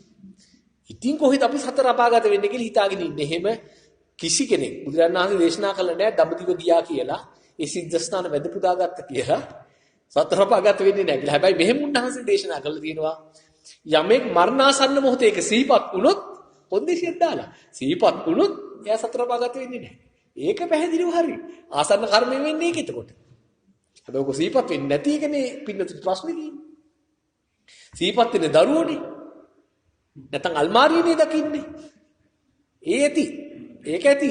ඒ හින්දා මේක භයානකම තේරුම් ගන්න. ඊට පස්සේ බුදුරජාණන් වහන්සේ ධර්මයේ දේශනා කරා ලොකු අවශ්‍යතාවයක් තිබුණා. කෙලිසුත් අඩුයි තාම. දැන් සෝතාපන්න ඵලයටපත් වුණා. ඒ කියන්නේ සක්කාය දිට්ඨි විචිකිච්ඡා සීලබ්බත පරාමාස ප්‍රහාණය වුණා. නිසකෝම සතරපා භූමි ඉක්මුව. සතරපා භූමි ඉක්මුව එතනින් ඒ කාලේ දවස් දෙක තුනක් චුත වුණා. නැවත වැඩි ඉඩක් තියෙන්නේ ඒ දිව්‍ය ලෝකෙම නැවත සම්පත්තියක් විඳින වැතිද. පැහැදිලිද? හරි. උබ්බරි රාජකුමාරිකාවගේ කතාවත් අහලා තියෙන්නේ මේ පිළිබඳුන්ට. මේව කියන්නේ කතා අහන්න නෙවෙයි සසර බය ඇති කරගන්න. එතකොට උබ්බරි රාජකුමාරිකාවගේ කතාව තමයි එකපාරක් බුදුරජාණන් වහන්සේ සවැත් නුවර ආනන්ද හාමුදුරුවොත් එක්ක වීතියක් දිගේ වඩිනකොට දකින්නවා ඊරියක් ඉන්නවා අසූචි තවරාගෙන ඇඟේ හැමතැනම ඊරියක් ඉන්නවා. බුදුරජාණන් පොඩ්ඩක් නැවතිලා බැලුවා අතීතයේ මේ ඊරිය කොහේ ඉඳලාද මේ මෙතන ඇවිල්ලා ඉන්නේ කියලා. බලාගෙන යනකොට මේ ඊරිය ඇවිල්ලා තියෙන සෙල්ලම් තැනක ඉඳලා නෙවෙයි පින්නතියි. බ්‍රහ්ම ලෝකේ ඉඳන් මේ ඇවිල්ලා තියෙන්නේ මෙතෙන්ට. ඒ කියන්නේ බ්‍රහ්මවරුත් සතර අපාගත වෙනවා. ඉතින් අපි ගැන කවර කතාවද? දැන් දෙවිවරුන්ට එක උදාහරණයක් කිව්වා, බ්‍රහ්මවරුන්ට එක උදාහරණයක් කිව්වා. අපි ගැන උදාහරණ කියන්න ඕනේ සියල්ලම වගේ එතෙන්ටම තමයි. සියල්ලම වගේ එතෙන්ට. ඒ නිසා දැන් බුදුරජාණන් වහන්සේ තවත් ආත්ම කීපයක් බලනකොට තේරෙනවා මෙයා ඉස්සර මේ ප්‍රදේශයේම සවැත් නුවරම කික්ලියක් වෙලා ඉපදිලින්න. කික්ලියක් වෙලා ඉපදිලා මීට කලින් බුදුරජාණන් වහන්සේ මට මතක නෑ කාශ්‍යප බුදුරජාණන් වහන්සේද කොහොම ඒ කාලෙදී කර්මස්ථාන වඩන සාමින් වහන්සේලා නමක් කර්මස්ථාන සජ්ජායනා කරනවා අහගෙන ඉඳලා ඒ ගැන මෙලෝදියක් කිකිලියට තේරෙන්නේ නැහැ. නමුත් මේකට පැහැදෙනවා මෙයා. මේ කිකිලිය මේකට පැහැදිලි ඉන්න වෙලාවක මේ කිකිලිය මරණයටපත් වෙනවා. මරණයටපත් වෙලා මේ කිකිලිය උපදිනවා ඒ කුසලයේ බලයෙන් ඒ ප්‍රදේශයේම රජපෞලේ කුමාරිකාවක් කියලා උපදිනවා. උබ්බරී කියලා නම් කරනවා. කුසල් සහගත නිසා උප්පත්තිය කුංචි කාලෙදිම සසර කලකිරිලා ගිහිගේ නික්මිලා මහාන වෙනවා ශාසනය. ශාසනයේ පැවිදි වෙලා ඔන්න මෙයා දකින්න දවසක් අසූචි ගොඩක ඉන්න පණු ගොඩක් දකින්න පණුව ගොඩක් දැකලා මෙයා අසුබේ වඩන්න ගන්නවා. අසුබේ වඩලා අසුබේ තුලින් මෙයා සිත දියුණු කළා ධානය උපදනවා. දැන් ධානලාභී මෙහිණින් වහන්සේගෙන ධානලාභී. හැබැයි සක්කාය දිට්ඨි විචිකිච්ඡා සීලබ්බත පරාමාස ප්‍රහාණය කරාද? නෑ. හැබැයි ධානලාභී. ඒකයි කියන්නේ ධාන කොච්චර කාලෙකද පළක් නෑ කියලා. ඔන්න මෙතනින් ඊට පස්සේ අයින් වෙනකොටම ධානලාභී නිසා ගරුක කර්මයක් විදිහට ඉස්සරහට ආවා. කෙලින්ම අරගෙන ගියා බ්‍රහ්ම ලෝකෙට. බ්‍රහ්ම ලෝකේ උපත්ති ලැබුවා. දැන් බ්‍රහ්ම ලෝකයේ සැප සම්පත් විඳ ඉන්නකොට එතුමිය හිතන්නේ නැද්ද? ඊට පස්සේ මට යන්න දින කොතනද කියලා හිතන්නේ නැන්නේ. සතර පාය තමයි හිමි කියලා හිතනවද? නෑ. අපි හිතනවද? අපි හිතන්නේත් නෑ. ඔන්නෝක තමයි ප්‍රශ්නේ. අපි හිතන්නේත් නෑ. එයා හිතුවෙත් නෑ. දැන් එතුමිය බොහොම සැප විඳ හිටිය බ්‍රහ්ම ලෝකේ එතන ආයු කාලේ චුත වෙලා කෙලින්ම ආයිසගත් නුවරම ඊරියක් කියලා ඉපදුනා. බුදුරජාණන් වහන්සේගේ බණ අහන්න දුන්නේ නැහැ. තාම දැන් කොහෙද ඉන්නේ? තාම ওই විදියටම ආත්ම 500ක් විතර අඩුතරමින් ඒකෙම ඉන්නවා. එතනින් මරුණාට පස්සෙත් ආයි තිරිසන් යෝනිය අයින් කරගන්න බොහොම අමාරුයි. ඕකෙම තමයි යන්නේ. ඒ නිසා තමයි මෙච්චර පින්නතුන්ට කියන්නේ මේ සසර භයානකයි මේකෙන් මිදෙන්න. මේකෙන් මිදෙන්න නම් කල යුත්තේ එකම දෙයක්. ඒ දේ තමයි බුදුරජාණන් වහන්සේ මේ ලෝකයේ පිළිබඳව දේශනා කළා තියෙනවා මෙන්න ලෝකේ යථා තත්ත්වය. මේක උඹලට පේන්නේ නැහැ දැම්ම. උඹලට දැම්ම පේන්නේ නැහැ. හැබැයි මෙන්න තත්ත්වය. මම කියන දේ පිළි අරගෙන මේ විදිහට හිතන්න. මේ විදිහට හිතනකොට යම් කිසි දවසක නුඹලා මේ ගමන් මාර්ගයට වැටෙනවා. වැටුණට පස්සේ නුඹලට තේරෙනවා සක්කාය දිට්ඨිය කියලා එකක් නැහැ කියලා. මම මගේ කියලා ගන්න දෙයක් මේකේ නැහැ කියලා නුඹලට තේරෙනවා. එදාට නුඹලා සතර පහ ඉක්මවලා මේ ගමන ගිහිල්ලා රහත් වෙනකොට මම මේ කියපු උඹලට දැන් නොපෙනෙන ওই දේවල් ටික රහත් වුණාට පස්සේ පේනවා. අපේ පින්නතුන් ඉන්නේ ඒ ටික දැකලම රහත් වෙන්න කියලා හිතාගෙන තමයි ඉන්නේ. දැන් අපිට මේක දකින්න බෑ. ඇයි පින්නතුන් දකින්න බැරි? අවිද්‍යාව නිසා. මෝහය නිසා අපිට මේක පේන්නේ නැහැ. පැහැදිලිනේ? එහෙමනම් මෙච්චර වෙලා අපි පැහැදිලි කරේ දැන් පැයකට වගේ ආසන්න කාලයක් පැහැදිලි කරේ මේ සසර බය. මේක පැහැදිලි කරන්න හේතුවක් තියෙනවා. පින්නතුනි අපිට කවදාවත් මේ භයංකර සසරින් ඈතර වෙන්නට බෑ. කරුණු 7ක් තියෙනවා. එක විට ඒ කරුණු 7ම යෙදිලා ඉන්න ඕනේ. ඒ කරුණු 7 යෙදිලා ඉන්නේ නැත්නම් අපිට මේ සසරින් ගැලවෙන්න බෑ. ඒ කරුණු 7 තමයි දැන් මේ මුලින් කියන දැන් මීට අමතරව පරිබාහිර වැදගත් කරුණු ටිකක් තියෙනවා. ඒවා තමයි කුසල් කරන්න ඕනේ. කුසල් කරන්න ඕනේ. කුසල් කරලා ලබා ගන්න ඕනේ ත්‍රි හේතුක ප්‍රතිසන්දි. දැන් ඉස්සර කුසල් කළා ත්‍රි හේතුක ප්‍රතිසන්දියක් ලැබුණද? ලැබුණා. දැන් ඒක හරි. ශ්‍රී සද්ධර්මයේ පවතින කාලයකද ඔය මනුෂ්‍යාත්මය ලැබුණේ? ඔව්. ඒකත් හරි. දැන් ශ්‍රී සද්ධර්මයේ අහන්න ලැබෙනවද? ඒකත් ලැබෙනවා. ඒවා වැදගත්. ඒවා ප්‍රධාන කරුණු. එතකොට බුදුරජාණන් වහන්සේ නැත්තම් අපි ගනින්කෝ ඕනෑම බුදුවරයෙක්ගේ අනුශාසනය මොකක්ද? සීළු බුදුවරයන් වහන්සේලාගේ අනුශාසනය. සබ්බ පාපස්ස අකරණ. අකුසල් කරන්න යන්න එපා උඹලා. අකුසල් වලින් වලකින්න අවශ්‍යයි. ඔව් ඒක වලකින්න අවශ්‍යයි. කුසලස් උපසම්පදා. කුසල් සම්පාදනය කළ යුතුයි. කුසල් සම්පාදනය කරන්න කිව්වේ ඔන්න ඕකට. ත්‍රි හේතුක ප්‍රතිසම්පදියක් සම්බුද්ධ ශාසනයක් තියෙන වෙලාවක ලබාගෙන ශ්‍රී සද්ධර්මයේ අහන්න යෝග කරන්න. ඔය දෙක විතරක් කියලා නැවතුණා දුන්නාන්සේ. පද දෙකයි දෙන්න උන්වහන්සේගේ සීළු බුදුරෙන් අනුශාසන අපේ අයට අපේ පින්නතුන්ට පද දෙකයි තියෙන්නේ. අකුසල් කරන්නේ නැහැ කුසල් කරන ඔච්චරයි. ඕක තමයි මෝඩකම. සබ්බ පාපස්ස අකරණං කුසලස් උපසම්පදා. කුසලුත් කරන්න.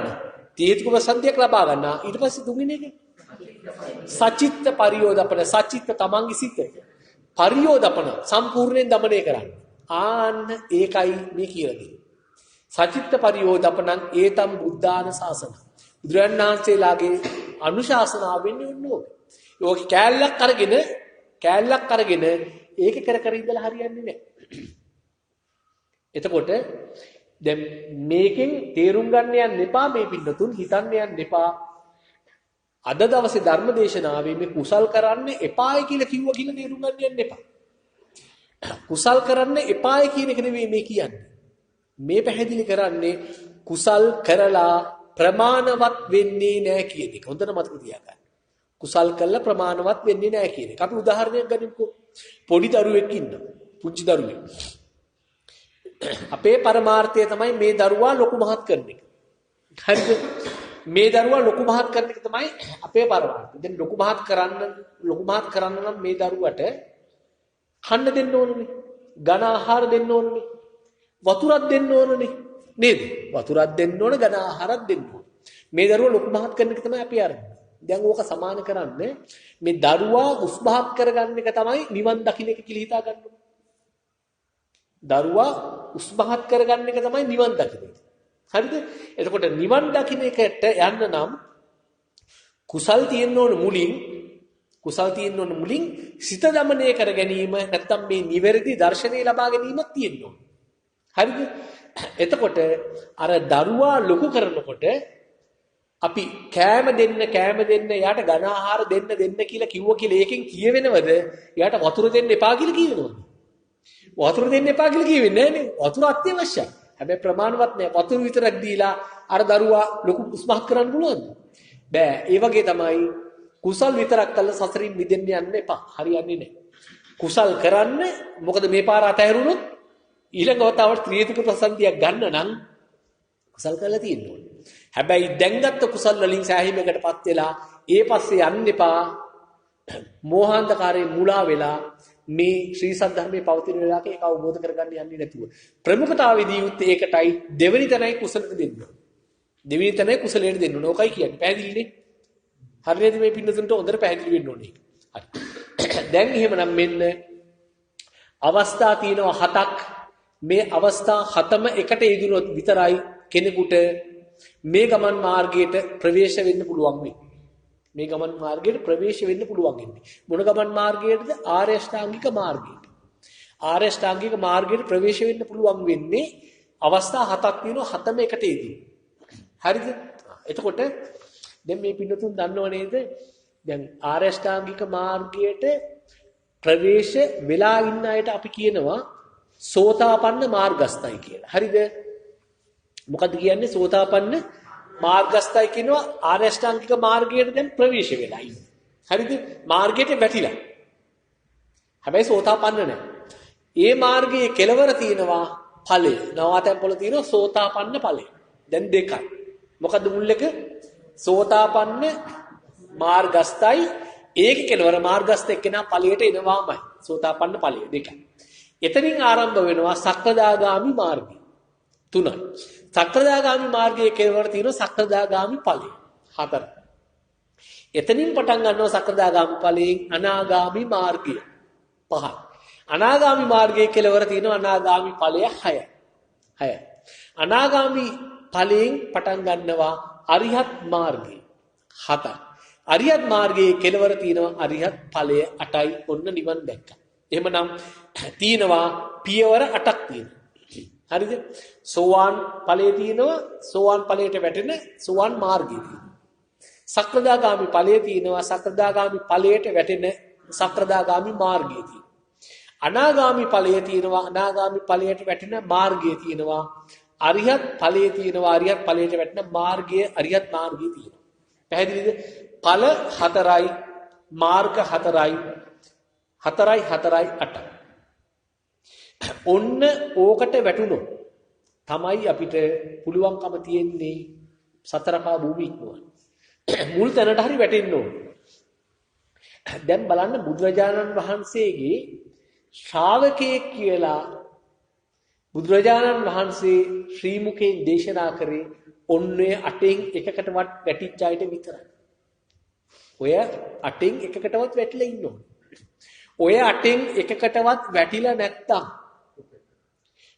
ඔය 8න් එකකටවත් වැටිලා නැත්තම් එයාලා දානමානයක් ලබන්න සුදුසුද කියලාත් බලමු දැන් අපි. මොකද එහෙම කියන්නේ අපි අට සිල් සමාදන් වෙලා ගිහියන් විසින් දුක් මහන්සියෙන් අරගෙන පිළියෙල කළ සකස් කළ ගෙන ආපු දානමානය අපි පිළිගත්තාද?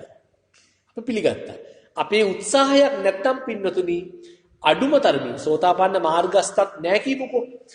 සෝතාපන්න මාර්ගස්ථ වෙන්නවත් උත්සාහයක් ගන්නේ නැත්තම් අපි ඒ දාණය ගන්න සුදුසුද? නැත්තම් අපිට ඒ දාණය කැපද කියලා බලමු. දැන් මේ පින්නතුන් යන්නේ මේ රතන සූත්‍රය කියලා කියන්නේ මේ අමනුෂ්‍ය එලවන්න කියපු මේකක් නෙවෙයි. දුර්භික්ෂය නැති කරන්න කියපු මේකක් නෙවෙයි. අද අපේ රටේ සීලුම අයට කොරෝනා වසංගතය එනකොට තමයි රතන සූත්‍රය කියලා එකක් තිබුණා කියලා මතක් වුණේ. එහෙම නේද? එහෙම නෙවෙයි. බුද්ධ ධම්ම සංඝ කියන මේ රත්නත්‍රයේ තියෙන අනන්ත වූ ගුණ පැහැදිලිව දේශනා කරලා නිවන් දකින්න තියෙන වැදගත්ම සම්දිස්ථානයක් ගැන දේශනා කරනවා ඔය රතන සූත්‍රය තුළ. දැන් බලන්න ඔය රතන සූත්‍රයේ සංඝයාගේ ගුණ, සංඝ ගුණ කියන තැන මුලින්ම පටන් ගන්නවා. හරියටම කිව්වොත් මුලින්ම එක බුදු ගුණයක් තියෙනවා, ඊට පස්සේ දහම් ගුණ දෙකක් තියෙනවා, ඊට පස්සේ තියෙනවා සංඝ ගුණය. පළවෙනි සංඝ ගුණය. හරිද? පළවෙනි සංගුණය කියන ඕන බලන්න. ඒ පුංගලා අට්ඨ සතම්ප සත්තා චත්තාරි ඒතානි යුගානි හොಂತಿ. තේ දක්ඛිනෙය්‍යා සුගතස්ස ශාවකා ඒතේසු දින්නා නිමහප්පලා. ඉදම්පි සංගේ රතනම් පනීතම් ඒතේන සච්චේන සුවත්ති හෝති කිය. යේ පුද්ගලා අට්ඨ සතම්ප සත්තා යම් පුද්ගලෙක් ආර්ය ශ්‍රාංගික මාර්ගයට ප්‍රවේශ වෙලා. හරිද? අෂ්ටාංගික මාර්ගය කියලා කියන්නේ සෝතාපන්න මාර්ගය, සෝතාපන්න ඵලය. සක්‍රදාගාමි මාර්ගය, සක්‍රදාගාමි ඵලය. අනාගාමි මාර්ගය, අනාගාමි ඵලය. අරියත් මාර්ගය, අරියත් ඵලය. හරිද? ඔන්න ඔය මාර්ගයේ කොටස් කීයක් තියෙනවද? 8ක් තියෙනවා. හරිද? සෝවාන්, සක්‍රදාගාමි, අනාගාමි 4යි. ඕක දෙක වශයෙන්, යුග වශයෙන් තියෙන එතකොට 8ක්. හරි? දැන් බලන්න. ඊ පුද්ගලයා යම් පුද්ගලයෙක් අට්ඨ සතම්ප සත්තා ආර්ය අෂ්ටාංගික මාර්ගයට ප්‍රවේශ වෙලා. අෂ්ඨ සතම්ප සත්තා චත්තාරි ඒතානි යුගානි හොಂತಿ. යුග වශයෙන් තියෙන ඔය ස්ථාන 8න් එකකටපත් වෙලා තියෙනවා. හොಂತಿ කියන්නේ පත් වෙනවා. චත්තාරි ඒතානි යුගානි හොಂತಿ. පත් වෙලා තියෙනවා. තේ දක්ඛිනෙය්‍යා සුගතස්ස ශාවකා. සුගතයන් වහන්සේගේ ශ්‍රාවකයන් වන්නේ ඔවුනුයි. කර්මඵලය විශ්වාස කරගෙන දානමාන ආදිය පිළිගන්නට ඔවුන් සුදුසුකම් ලබනවා. හරිනේ? මොකද කිව්වේ? චත්තාරි ඒතානි යුගානි හොಂತಿ තේ දක්ඛිනෙය්‍යා. දක්ඛිනෙය්‍යට සුදුසුයි. තේ දක්ඛිනෙය්‍යා සුගතස්ස ශාවක. අන්න එහෙමනම් දක්ෂිනාවට ඔය දෙන දානමාන ආදී පිළිගන්න සුදුසු සුගතයන් වහන්සේගේ ශ්‍රාවකයෙක් වෙන්න නම් ඔය අටින් එකට වැටෙන්න. නැත්තම් කැප නැහැ. නැත්තම් සෙල්ලන්නේ නැහැ මේක. කැම ටික නම් හරි රසයි කියා. කැප නැහැ. පැහැදිලිනේ? ඒතේසු දින්නානි මහප්පලානි මහත්ඵල මානසංස ලැබෙනවා. අර පින්නතුන්ටත් ඒ වගේ අයට දානයක් එහෙම දුන්නා. පැහැදිලිද? එතකොට ඒ නිසා මේක ලොකු දෙයක්. මේ සෝතාපන්න මාර්ගස් වෙනවා කියන එක පින්නතුනි අතිශයින්ම වැදගත් දෙයක්. අපි නැත්තම් උන්වහන්සේගේ ශ්‍රාවකෙක් නෙවෙයි. බුදු පියාණන් වහන්සේගේ ශ්‍රාවකෙක් නෙවෙයි අපි. පැහැදිලිද? දැන් අද දවසේ තියෙන අපි ධර්මදේශනේ පටන් ගන්න කලින් කිව්වනේ. මීට කලින් ධර්මදේශනාවල අපි පුනුපුනා කියනවා නිදා ගන්න එපායි කියලා. දැන් මේ ධර්මදේශනාව විසින් ඉදිරියට කිසි දවසක අපි කියන්නේ නැහැ කියලා කිව්වා. මේ අවසන් මතක් කිරීම. මේක භයානකයි. මේක භයානක සිග්නල් එකක් දෙන්නේ. කියන්නේ නිදා ගන්න අයට කිසි බාධාවක් විතර නිදා ගන්න පුළුවන්. හැබැයි ඒක භයානකයි. නමුත් කරන්න දෙයක් නැහැ. මොකද ඒව කී ඉන්නේ නැහැ. අපි ඔය අපේ පිටිකල ගුණරත්න හාමුදුරුවෝ මාංකල සුදස්සන හාමුදුරුවෝ ධර්මදේශනා කරනකොට නිදා ගන්න එපා කියලා කියන්නේ නැහනේ. අහගන්න අය අහන්න නැති අය නිකන් ඉන්නේ. එතත් අපි සංසාරයේ බුදුරජාණන් වහන්සේගේ බණාරකොට නිදාගෙන ඉන්නේ නැති. හරි ඒ නිසා තමයි මේ දුක. මේ පින්නතුන්ට සසර බය තේරෙනවා නම් ඔය සසර බියජනකකම තේරෙනවා නම් මහා භයානකයි මේක. මොකද දැන් අපි කුසල් කරා කියන්නේ. කුසල් කරාට පස්සේ සසර දිග්ගැහෙනවනේ. සසර දිග්ගැහුණාට පස්සේ අර පොඩිමේ ඉන්නවනේ අකුසල කර්ම. එයාලට අවස්ථාව හදලා දෙනවා අපි ඵල දෙන්න. ඒකයි මම කිව්වේ. කුසල් කරාම දුක ගෙන දෙමුණු සසර දික් වෙනවා. මේක කොහෙත්ම ඉන්න හොඳ තැනක් නෙවෙයි. ඒකයි මේකෙන් ඉක්මනට යන්න කියන්නේ. මේ පින්නතුන්ට මේකෙන් ඉක්මනින් අයින් වෙන්න මහා අමාරුත් නෑ. ඕන තියෙන්නේ මොකක්ද? අවශ්‍යතා 7ක් එකට යෙදෙන්න ඕන. ඒ අවශ්‍යතා 7යි දැන් මේ පැහැදිලි කරන්නේ. දැන් ඔන්න අහගන්න අවශ්‍යතා 7. පළවෙනිම දේ තමයි ජීවිතය සුබ වශයෙන් දකින තාකල් මේ ධර්මය අවබෝධ වෙන්නේ නැහැ. ජීවිතය සුබ වශයෙන් දකින තාකල් මේ ධර්මය අවබෝධ වෙන්නේ නැහැ. පැහැදිලිද? පළවෙනි එක. එතකොට ජීවිතයේ සුබ වශයෙන් දකින්න නම් ඒක ජීවිතය අසුබ වශයෙන් දකින්න ඕන නිතර. මේ සසර භයානකකම ඉදිරියේදී ඇවිලිමින් එන ගින්දර අපිව වෙලා ගන්න විදිය දකින්න ඕන නිතර. ඕක අපේ අම්මට උනේ මොකක්ද? තාත්තට උනේ මොකක්ද? ආච්චිට උනේ මොකක්ද? සීයට උනේ මොකක්ද? අල්ලපු ගෙවල් වල ඉන්න ආච්චිට සීයට උනේ මොකක්ද? ඉතින් අපිටත් ඒ ධර්මතාවයම නේද කියලා තේරුම් ගන්න බැරි මෝහයකින් අපේ හිත පිටලා තියෙනවනම් අපේ අම්මා තාත්තා ආච්චිලා සීයලාට ඔහොම වුණාට අපිට එහෙම වෙන්නේ නැහැ කියලා නේද හිතන්නේ. අපිට එහෙම වෙන්නේ නැහැ කියලා. ඔන්න ඔහොම තිබ්බොත් කවදාවත් බෑ. පැහැදිලිද? පළවෙනි දේ තමයි ජීවිතයේ සුබ වශයෙන් බලුවොත් මේ දුකින් මිදෙන්න බෑ. හරි. දෙවෙනි එක තමයි රාජකාරී කටයුතු බහුල නම් මේ වැඩේ කරන්න බෑ. රාජකාරී කටයුතු බහුලයි කියලා කියන්නේ රජයේ හෝ පෞද්ගලික ආයතනයක රාජකාරී කරනවා කියන එකම නෙවෙයි පිළිතුර. ඒකත් බලපානවා. ඒකත් බලපානවා. රාජකාරී කටයුතු කරමින් මේ ධර්මයට හිත යොමු කරන්න අමාරුයි. පැහැදිලිද? ඒ නිසානේ පොයි දවස් නිවාඩු දීලා තියෙන්නේ. පොයි දවස් නිවාඩු දීලා තියෙන්නේ අපිට OT එහෙම කරන්න කියලා නෙවෙයි. පොයි දවස් නිවාඩු දීලා තියෙන්නේ මේ දෙයකට යොමු වෙන්න කියලා. හරි. එතකොට අපිට වැඩ රාජකාරී බහුල නම් අපිට නිවන් දකින්න බෑ. ධර්මයට හිත යොමු කරගන්න ධර්මාවබෝධය ලැබෙන්නේ නෑ අපිට. එතකොට අපිට ගෙවල් හදන්න තියෙනවා. අපිට තාප බඳින්න තියෙනවා. අපිට වැඩ තියෙනවා. බාසුන් නැහැල හොයාගන්න තියෙනවා. බාසුන් නැහැල ගණතුරු පියවන්න තියෙනවා. බාසුන් නැහැලා බාගෙට වැඩ කරලා ගියාට පස්සේ මිනිසුන්ට බැනලා වෙනත් බාසුන් නැහැ කෙනෙක් හොයාගන්න තියෙනවා. වැඩ තියෙනවා. කිසි දවසක ධර්මයට හිත යොමු කරන්න බෑ. වැඩ රාජකාරී අධික නම් අපිට නිවන් දකින්න බෑ. පැහැදිලිද? ඒ නිසා නේද ගිහිව ඉන්නේ නැතුව පොඩ්ඩක් හරි මේකෙන් අයින් වෙන්න නෛෂ්කර්මය කරන්න කියන්නේ ඒක. නෛෂ්කර්මය කරන්න කියන්නේ. දැන් පොය දවසට ගෙදර ඉඳලා සිල් සමාදන් වෙන එක පළක් නැහැ කියන ධර්මතාවය පළක් නැහැ කියන මතේ අපි ඉන්නේ ඔන්න නිසා.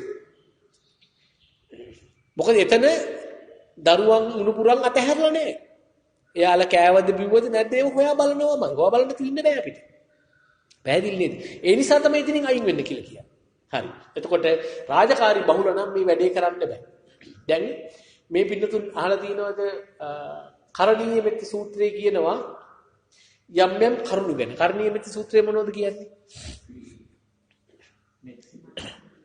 මෙත්සිත නෙවෙයි. කරණීය මෙත්ත පුසරේන යං තං සන්තම්පද. යම් කියලා කියන්නේ යමක් කළ යුතුයද? යම්. තං කියලා කියන්නේ ඒ කළ යුතුයි. කුමක් සඳහාද? සන්තම්පදං අபிසමෙච්ච සාන්තු පදය. නිර්වාණය ශාන්තු පදය අභිමුඛ කරමින් යමක් කළ යුතුයද ඒ කළ යුතුයි. අන්න ඒ ටික තමයි මේ කියන්නේ. යන්තං සන්තම්පදං අபிසමෙච්ච කියලා පටන් ගන්නවා සක්කෝ සත්‍යවාදී වෙන්න මුලින්. සක්කෝ උජුච වෙන්නේ. ආයි වංක වැඩ බෑ. ටිකක් බෑ. උජුච සූචුච. තවත් වෙන්නේ. ඊට පස්සේ එහෙම කිව්වට පස්සේ අපේ මොකද වෙන්නේ? කැත්තට පොල්ල වගේ ඉන්නවා. ඊට පස්සේ කියනවා නෑ එහෙම හරියන්නේ නෑ. උජුච සූචුච සුවචෝචස්ස මුදු අනතිමානි. මුදු අනතිමානි වෙන්න ඕන. ඔන්නෝම කියාගෙන එන. ඕකේ කියනව නේද? අප්පකිච්චෝච සල්ලහුක බුද්ධි කියලා කැලලක් කියනෝනේ. මේ පිටු දාලා තියෙන. අප්පකිච්චෝ කියලා කියන්නේ මොකද්ද? සෑල්ලු අඩු වෙච්ච වැඩ අඩුයි අප්පකිච්චෝච. සල්ලහුක කියලා කියන්නේ වැඩ අඩු බොහොම සරලව. බුද්ධි කියලා කියන්නේ ඒ වෘතිය දරන්න. ඒ ගතිගුණ දරන්න. පැහැදිලිද? රාජකාරී අඩු වෙන්න ඕනේ. අරකට පටලවාගෙන මේකත් පටලවාගෙන මේ වැඩේ කරන්න බෑ. පැහැදිලිනේ? අන්න ඒ නිසා ඔන්න වැඩ රාජකාරී අධික නම් ඒකත් කරන්න බෑ. දැන් බලන්න අපි කොතනද ඉන්නේ? මේ පින්නතුන්ට ඕවයින් මිදෙන්න පුළුවන්. මිදෙන්න බැරි නම් යන එකයි තියෙන්නේ වෙන මොනෝ කරන්නද? යන එකයි තියෙන්නේ ගියාට පස්සේ මේ භවයේ අන්තිමට කොතෙන්ද යන්නේ කියලා මම තීරණය කරන්න. අන්තිම බස් එකත් මිස් වෙන විදියත් මතක තියාගන්න. ආයි ඊළඟ බස් එකේ ඉන්නේ කල්ප අසංඛ්‍යයකට පස්සේ විදියත් මතක තියාගන්න. හරිද? අතිශය භයානකයි. පළවෙනි එක මොකක්ද? ජීවිතයේ සුබ වශයෙන් බලන තාක්කල් මේ ධර්මය අවබෝධ වෙන්නේ වැඩ රාජකාරී අධික වෙන තාක්කල් අපිට අවබෝධ වෙන්නේ. ඊළඟ එක තමයි අපි ඛණ්ඩායම් වශයෙන් නම් හැසිරෙන්නේ ජීවත් වෙන්නේ අපිට මේ වැඩේ කරන්න බෑ. ගෙවල් දොරවල් වලකනේ කට්ටිය එක්කනේ ඉන්නේ. ඛණ්ඩායම් වශයෙන් ඉන්න නම් මේ වැඩේ කරන්න බෑ. ඒ නිසා තමයි කැඩිලා අයින් වෙලා යන්න කියලා කියන්නේ. රුක්ක මූලගතෝවා ශුඤ්ඤාගාරගතෝවා කියලා කිව්වේ ඔන්න ඔය හින්දා. නැත්තම් මේ ගිහි සැප විඳිනකොට තරහින් ඒ මුන්නාන්සේ කිව්වා නෙවෙයි. ඔක කරන්න බෑ වැඩි. පැහැදිලිනේ?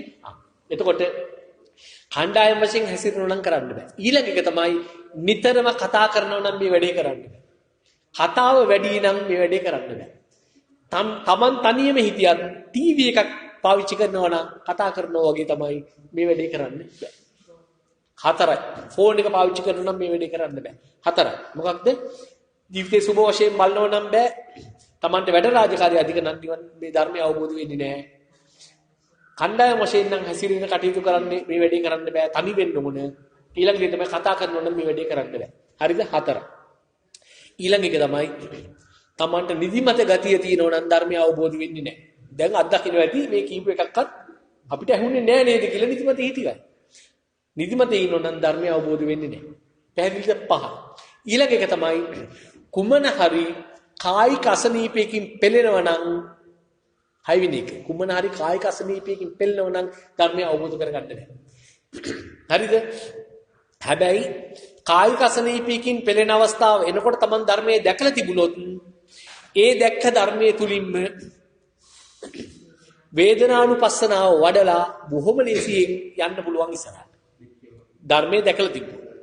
වේදනානුපස්සනාව වඩන්න පුළුවන් ලේසියෙන්. අපි ඒකයි මෙච්චර කියන්නේ.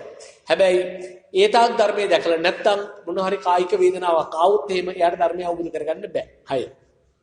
7 වෙනි එක තමයි සිත සමාධිගත කරන්න උත්සාහ නොකරන තාක්කල් අර ටික තිබ්බත් හිත ධර්මයට යොමු කරන්නේ නැත්නම් තමන් ඒ ධර්මය අවබෝධ වෙන්නේ නැහැ. ඔන්න 7යි. පැහැදිලිද? දැන් ඕකෙන් මුලින්ම කිව්ව පළවෙනි කරුණයි 6 වෙනි කරුණයි එකිනෙකට පරස්පරයි. මොකද්ද පින්නතුනි පළවෙනි කරුණ? ජීවිතයේ සුබ වශයෙන් බලන එක. 6 වෙනි එක මොකද්ද? කායික පීඩාවක්. කායික මොන හරි අමාරුතාවයක් තියෙන තාක්කල් බෑ කිව්වා. ওই දෙක පරස්පරයි. පරස්පරයි කියන්නේ පින්නතුනි කායික පීඩාවන් නැති තාක්කල් ජීවිතේ සුබ වශයෙන් මේ පින්නතුන් බලනවා. හරිද? කායික පීඩාවක් එන්නේ නැති තාක්කල් ජීවිතේ මේ පින්නතුන්ට සුබයි. හරිද? ජීවිතේ අසුබයි කියලා තේරෙන්නේ කායික පීඩාවක් ආවට පස්සේ. තව ටික කලකින් ජීවිතේ අසුබයි කියලා තේරෙනවා. කායික පීඩාවක් එනවා. දැන් පුළුවන්ද? දැන් හරි. මුල් කරුණ සාර්ථකයි. ජීවිතේ අසුබයි. හැබැයි කායික පීඩාවක් ඇවිල්ලා. දැන් ධර්මය අවබෝධ කරගන්න පුළුවන්ද? බෑ. අතහැරුණා. ලාස්ට් බස් එකේ මිස්සු. පැහැදිලිද? ඔන්න පරස්පර කරුණු දෙකකුත් ගෙනහැර අප පැහැදිලිව පෙන්නවා. මේකෙන් ඈතර වෙන්න නම් දැන් පවුර ඉස්සරහට දැන් ගෙනල්ලා දෙනවා. පවුරට නැග ගන්න එක මේ පින්න දුන්න බාර. නගින්න තියෙන ඕන අවශ්‍යතාව ටික පැහැදිලි කරලා දුන්නා. හරිනේ? හරි. දැන් එහෙමනම් මේ පින්නතුන් දැන් අපි අද 10 මාර 10:35 වෙනකොට පළවෙනි කොටස ධර්ම දේශනාව නතර කරනවා. නමුත් ඊටාත්ම අපි කාලයත් එක්ක බොහොම හොඳින් මේ ධර්ම දේශනාව කරගෙන ගියා. ගොඩාක් අය හොඳින් අහගෙන ඉන්නවා. ඒ නිසා මේ පොඩ්ඩක් අහන්න. දැන් ඔය කරුණු 7 අපි හිතමු සම්පූර්ණයි කියලා. මේ පින්නතුන් ජීවිතයේ අසුබ විදියට බලනවා. බඩ රාජකාරී සේරම අතහැරලා දාලා තමයි දැන් මෙතෙන්ට ආවේ. දෙකත් හරි. යාළුවෝ එක්කත් දැන් කණ්ඩායම් වශයෙන් හැසිරෙන්නේ නැහැ. තනිතනිව තමයි වාඩි වෙලා ඉන්නේ. එකත් හරි. කතා බහ කරන්න යන්නෙත් නැහැ. එකත් හරි. නිදිමතකුත් නැහැ. එකත් හරි. කායික පීඩාවකුත් නැහැ. කායික පීඩාවක් තියෙනවා පුටුවල වාඩි වෙන්න කිව්වා. ඒකත් හරි. දැන් මේ සිත සමාධිගත කරන්න තමයි අවශ්‍ය වෙන්නේ. ඒකට කෝ ධර්ම කරුණු තාම පැහැදිලි කරලා නැහැ. ධර්ම කරුණු පැහැදිලි කරනකොට සිත සමාධිගත කරගන්න පහසුයි. ඔන්න එහෙනම් කරුණු තමයි. පැහැදිලිනේ? දැන් එතකොට දැන් අපි පොඩ්ඩක් මෙන්න මේ දිහත් බලමු. මේ කරුණ මීට කලින් ධර්ම දේශනාවෙත් අපි මේ ප්‍රශ්නයක් ඇහුවා. එදා මේකට ඇහුම්කන් දුන්නු අය මේ උත්තරේ දෙන්න යන්න එපා. මොකද එදා කරපු ධර්මදේශනාව අසම්පූර්ණ වෙච්ච නිසා අපි ඒක Google එකට YouTube එකට මුදා හැරියේ නැහැ. ඒක අයින් කළා දැම්මා. එතකොට දැන් ඒ අහන පින්නතුන්ටත් වැදගත් වෙන නිසා තමයි මේ කෑල්ල ආයි අපි ඉදිරියට කියන්නේ. දැන් පින්නතුන් මේ උත්තරේ දන්නව ගොඩක් අය. ඒකට උත්තරේ දෙන්න යන්න එපා. දන්නේ නැති අය. එදා ආපු නැති අයට හිතන්න ඉඩ දෙන්න. හරි. දැන් මේ පින්නතුන් දන්නවා මේ ධර්මය දැන් උනක් ඔය කරුණු 7 සම්පූර්ණ නම් හරි. මූලික අවශ්‍යතාවයන් සියල්ල සම්පූර්ණයි. හරි. හැබැයි තවත් එකක් තියෙනවා. මෙන්න මේ ධර්මය අවබෝධ වෙන්න නම් ඒක පරීක්ෂා කරන්න තමයි එදා පොසොන්පුර වසලක්ෂක පොහොය දවසේ මිහිඳු මහරහතන් වහන්සේ අපේ මිහින්තලයට වැඩම කරලා දේවානම්පියතිස්ස රජතුමාගේ ප්‍රශ්න වගේක් ඇහුවා. මේ පින්නතුන් දන්නවා. නේද? අඹ ප්‍රශ්නයක් සහ ඥාති ප්‍රශ්නයක් ඇහුවා. ඒ අඹ ප්‍රශ්නේ එහෙම ඇහුවේ අඹ ගස් ගැන ඇහුවනේ. මොකක්ද අහපු ප්‍රශ්නේ? ගහක් පෙන්නලා ඇහුවා මහරජා මේ ගස කුමක්ද කියලා ඇහුවා. ඊට පස්සේ කිව්වා ස්වාමීනි මේක අඹ ගහක් කිව්වා. ඊට පස්සේ ඇහුවා උන්වහන්සේ මේ අඹ ගහ ඇරෙන්නට තවත් අඹ ගස් තියෙනවද කියලා ඇහුවා. එහෙමයි ස්වාමීනි තවත් අඹ ගස් ගොඩාක් තියෙනවා කිව්වා.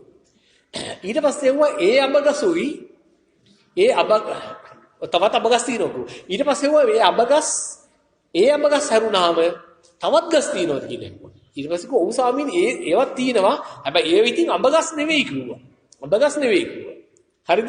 මුලින් ඇහුවා මේ ගස කුමක්ද? මේක ස්වාමීන් අබගහක්. ඊට පස්සේ ඒව මේ ගහ හැරුණාම තව අබගස් තියෙනවද? ඔව් ස්වාමීන් තව ගොඩක් අබගස් තියෙනවා. ඊට පස්සේ ඒ අබගස් හැරුණාම තවත් ගස් තියෙනවා. අපොයෝ තව ගොඩක් ගස් තියෙනවා. හැබැයි ඒව අඹ නම් නෙවෙයි කිව්වා. අඹ නොවන ගස් කිව්වා. ඊට පස්සේ ඒ අනිත් අබගසුයි අනිත් අඹ නොවන ගසුයි වරුණාම තවත් ගස් තියෙනවා දැන්. ඔව් ස්වාමීන් ඇයි මේ ගහ කියලා පෙන්නුවා. එතකොට අර මුලින් කියපු එකක් මතකේ තියාගෙන ඉඳලා දේවනම්පියතිස්ස රජතුමා පිළිතුරු දෙනකොට ඔක සම්බන්ධ කරලා තමයි උත්තර දුන්නේ. එතකොට මේ අඹ ප්‍රශ්නේ ඇහුවේ දඹදිවි ඉඳලා ආගන්තුකෝ මෙතෙන්ට වැඩි නිසා ලංකාව ගැන දැනගන්න අබගස් ඒක තියෙනවද කියලා එහෙම හිතාගෙන නෙවෙයිනේ. මෙයාට ධර්මය අවබෝධ කරගන්න ඥානෙ තියෙනවද කියලා බැලුවේ. එහෙමනම් මොකද්ද පින්නසින් ධර්මය අවබෝධ කරගන්න අවශ්‍ය ඥානෙ? අබගස් පිළිබඳ දැනුමද? නෑ මොකක්ද? කලින් කියපු දේවල් මතකේ තියාගෙන ඉඳලා අවශ්‍ය අවස්ථාවට ආදේශ කරගන්න පුළුවන්ද කියලා බැලුවේ. ඒක නිකන් අර අහමු පිළිතුරක්. කනා ෂොට් එකක් කියලා කියන්නේ අපි. කනා ෂොට් එකක්ද කියලා චෙක් කරගන්න ඕනකොට නැවත ඒ වගේ ප්‍රශ්නයක් ඇහුවා. විදුහාඳුර අහනවා මහරත්තුමුනි ඔබතුමාට නෑදෑයෝ ඉන්නවද කියලා කිව්වා. එහෙමයි ස්වාමීන් මට නෑදෑයෝ ගොඩක් ඉන්නවා කිව්වා. ඊට පස්සේ ඒ නෑදෑයෝ හැරුණාම තවත් අය ඉන්නවද? ඔව් ස්වාමීනි නෑදෑයෝ හැරුණාම තවත් අය ඉන්නවා. හැබැයි ඒකට නෑදෑයෝ නෙවෙයි කිව්වා මම. ඊට පස්සේ මේ නෑදෑයෝ නොන අයයි හැරුණාම තවත් අය ඉන්නවද මේ රටේ?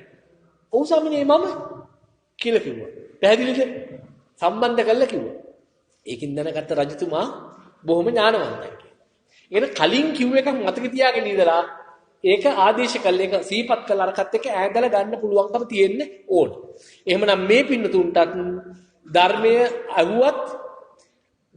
ඇහුවත් ඒ කියන්නේ සුණාත ඊට පස්සේ මතක තියාගත්තා. ධාරණය කරගත්තා. ධර්මයේ හැසිරෙනකොට මේ පින්නතුන් ධර්මයේ හැසිරෙනවා කියන්නේ ධර්මයේ තනියම සීපත් කරනවා. සීපත් කරනකොට ඔන්න ඔය කියපු කෑලි එකට ඈදලා බලුවොත් තමයි දැලක් වගේ ලස්සනට චිත්‍රේ වැවිලා පේන්නේ මේ ධර්මයේ තියෙන විචිත්‍ර භාවය. ඒක කරගන්න බෑ මේ පින්නතුන් මතක තියාගන්න. ධාරණය කරගන්න බෑ හරියට ඇහුවේ නැත. සුණාත ධාරේද චරාද ධම්මේ කියලා කිව්වේ. පැහැදිලිනේ? හරි දැන් අපි බලමු මේ පින්නතුන්ටත් ඔය ශක්තිය දිනෝයි කියලා එදා අහපු කතාව ආයිත් අහමු කොන්නේ අපි හිතමු මේ පින්නතුන් නිකන් උපකල්පනය කරමු කැලේ රජතුමා ඉන්න සිංහගේ යාළුවෝ බොම් හරිද සිංහයට හම්බෙනවා වෙන කොහෙන් හරි දන්න අය උත්තර දෙන්න එපා දැන් දන්නේ නැති අයට තමන්ගේ හිත බුද්ධිය කලම්පණය කරලා උත්තරයක් දෙන්න ඉඩ අරින්න හරි ඔන්න සිංහගේ රජතුමේ සිංහගේ යාළුවෙක් සිංහය තමයි කැලේ රජතුමා මේ සිංහයට හම්බෙනවා ලොකු ෆ්‍රිජ් එකක් කොහෙන් හරි හිරු එළියෙන් වැඩ කරන සෝලාර් පවර් එකකින් වැඩ කරන ලොකු ෆ්‍රිජ් එකක් හම්බෙලා තියෙනවා. දැන් මේ ෆ්‍රිජ් එක පෙන්නන්න කාටත් එන්න කියලා කියනවා සිංහ රජතුමා. තමන්ටත් එන්න කියනවා යාළුවෙක්නේ. පොඩ්ඩක් එන්න මහත්තයා නෝන පොඩ්ඩක් එන්නකෝ. මට හොඳ ෆ්‍රිජ් එකක් හම්බුණා. ඔන්න ඉතින් දැන් කට්ටිය වට වෙලා බලාගෙන ඉන්නවා. දැන් ඔතන හිටපු කොටි අහනවා රජතුමනි මේක ගොඩක් ලොකුයි මේ කැලේ ඉන්න ඕන සතෙක් මේක අස්සට දා ගන්න පුළුවන්ද ලොකුයිද කියලා.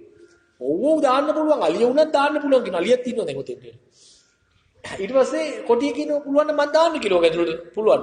අන්න එතකොට ඔයාලට කියනවා පියවර 3කින් මේ කොටිය ෆ්‍රිජ් එක ඇතුළට දාන්න කියලා. ඉතින් ඔයාලා පියවර 3කින් දානවා. මොකක්ද දොර අරිනවා 1යි, කොටිය දානවා 2යි, දොර වහනවා 3යි. හරිද? පියවර 3. දැන් ඔන්න ඊට දවස් 2-3කට පස්සේ තියෙනවා මේ සිංහයාගේ උපන්දින පාටියට ඉන්විටේෂන් ආරාධනා පත්‍රයම ගහලා හැමෝටම එන්න කියලා. දැන් ඔයාලටත් එන්න කියලා තියෙනවා. හරිද? දැන් ඔන්න නරිය තමයි ඉතින් මෙයාගේ පුරোহিතයා මේ බොම් කිට්ටුවෙන් ඉන්න එක්කෙනා සිංහයේගේ. දැන් සිංහය කියනවා නරියට කිට්ටු කළ උපන්දිනේ දවසේ මේ සිංහයා මේ නරියා පොඩ්ඩක් බලන්නකො අපි ආරාධනා කරපු සියරම ඇවිල්ලාද කියලා. ආපු නැති කට්ටිය ඉන්න පුළුවන් මේකට. ඊට පස්සේ නරියා රවුමක් ගහලා ඇවිල්ලා සත්‍යනතෝ කියනවා ස්වාමීනි එක්කෙනෙක් ඇවිල්ලා නැහැ කියලා. කවුද ඇවිල්ලා නැත්තේ? අර කවුද ඇවිල්ලා නැත්තේ?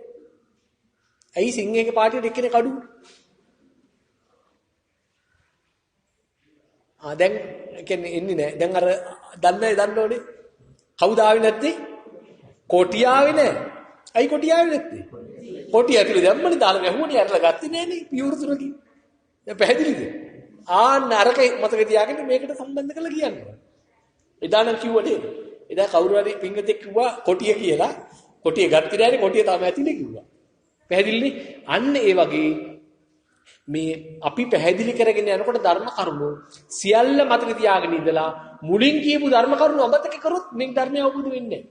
මුලින් කියපු ධර්ම කරුණු මතක තියාගෙන ඒවා ඊළඟට කීනේවත් එක ගලප යන්නේ. එහෙම ගියොත් නිසකවම ඒ අවබෝධය ලබා ගන්න මේ පිළිතුරට පුළුවන්. පැහැදිලිද? ඔන්න එහෙනම් අපි දැන් පරිබාහිර හරි මුලින් මේ ධර්මයේ වටහා ගන්න වැදගත් වෙන සීල කරුණු පැහැදිලි කරලා තියෙනවා. දැන් ඔන්න අපි ටික පැහැදිලි කරලාගෙන යන්න දැන් ඉස්සරහට බුදුරජාණන් වහන්සේම නම් අපේ මේ වැරදි දැක්ම අපි කියන්නේ වැරදි දැක්මක් ඉන්නේ කියලා. සක්කාය දිට්ඨි විචිකිච්ඡා සීලබ්බත පරාමාස කියන මේ තුනම තියෙන වැරදි දැක්මක්. මොකද්ද වැරදි දැක්ම? අපි හිතාගෙන ඉන්නවා මේ ලෝකේ සත්වය පුද්ගලියෝ යාන වාහන ගස් වැල් ඒව තියෙනවා කියලා. ඒවා අල්ලන්න පුළුවන් කියලා. දැන් ඔන්න මේක අපි තේරුම් ගනිමු. එහෙමනම් මොකද්ද මේ බුදුරජාණන් වහන්සේ සම්මා සම්බුද්ධත්වයට පත් වුණා කියලා කියන්නේ ඔන්න ඕක තේරුම් ගත්තා. මේ ලෝකේ ගස් වැල් සත්වය පුද්ගලියෝ නැහැ. මේ දකින්න දේවල් අල්ලන්න බෑ. දකින්න දේවල් එක කතා කරන්න බෑ. දකින්න දේවල් වල ගඳ සුවඳ බලන්න බෑ. උන්නෝක උන්වහන්සේ තේරුම් ගන්න. ඕක තමයි ධම්සක් පැවතුණු සූත්‍රයේ උන්වහන්සේ පැහැදිලිව දේශනා කරනවා. ධම්සක් පැවතුණු සූත්‍රයේදී උන්වහන්සේ දේශනා කරනවා අවස්ථා ගණනාවකදී පුබ්බේ අනුනුසුතේසු ධම්මේසු චක්කු උදපාදී කියලා එහෙම දේශනා කරනවා. පුබ්බේ කියන්නේ කලින් මිට කලින් පුබ්බේ අනුනුසුතේසු ධම්මේසු චක්කු උදපාදී ඥානං උදපාදී වුන් කියලා. මොකද්ද පුබ්බේ අනුනුසුතේසු ධම්මේසු කියන්නේ? මේට කලින් නොයසු විරු ධර්මයක් තමයි මං අවබෝධ කරගත්තේ. ඒ කියන්නේ උන්වහන්සේ මීට කලින් ආලාර කාලාම උද්දකරාම පුත්‍ර එයාලගෙන් ඉගෙන ගත්තට එයාලා කවුරුත් දැක්කේ නැති දෙයක් මම බෝධීන් වහන්සේට පිට දීලා සම්මා සම්බුද්ධත්වයට පත් වෙනකොට මම දැක්කා. මොකද්ද මම දැක්කේ? මම දැක්කා දුක කියලා කියන්නේ මේ ලෝකේ දුක්ඛ සත්‍ය කියලා කියන්නේ මොකක්ද කියලා මම වටහා ගත්තා. ඒක පෙර නොයසු වූ ධර්මයක්. පුබ්බේ අනුනුස්සතේසු ධම්මේසු. මේ පින්නතුන් දන්නේ මොකක්ද? ජාතිපි දුක්ඛ, ජරාපි දුක්ඛ, ව්‍යාධිපි දුක්ඛ වගේ. ඉපදීම දුකයි. වයසට යාම දුකයි. ලෙඩවීම දුකයි. මරණයටපත් වීම දුකයි. ඔහොම කියන්නේ. එතකොට සම්මා සම්බුද්ධත්වයට පත් වෙන්න අපි දන්නවා කොච්චර කල් පාරමිතා පිරුවද? අපි ධර්මදේශනාව පටන් ගන්නකොට කිව්වේ කල්ප ලක්ෂය. කල්ප ලක්ෂ ඒ වගේම අසංකේය විද්‍යාවකසිය අසංකේය 20ක්. අසංකේය 20ක් කොහොම පාරමිතා පුරාගෙන යනකොට අසංකේය කල්පලක්ෂ අසංකේය 16කදී හම්බුණා. නියත විවරණ හම්බුණා ස්ථිරවම මේ විදියට ඔබ අහවල් කාලේ සම්මා සම්බුද්ධත්වයට පත් වෙනවා කියලා. එතෙක් කල අනියත විවරණ ලැබමින් කල්ප ලක්ෂ අසංකේය 16ක් ආවුන්නාන්සේ. පටන් ගත්තේ කවද්ද? පටන් ගත්තේ මීට කලින් හිටියා ගෞතම කියලා බුදුරජාණන් වහන්සේ කෙනෙක්. මීට කලින් හිටියේ. අපි කියන්නේ පුරාණ ගෞතම කියලා. ඒ පුරාණ ගෞතම කියන බුදුරජාණන් වහන්සේගේ නැගණියෙක් වෙල උපදිලා හිටියා අපේ මේ බෝසතාණන් වහන්සේ.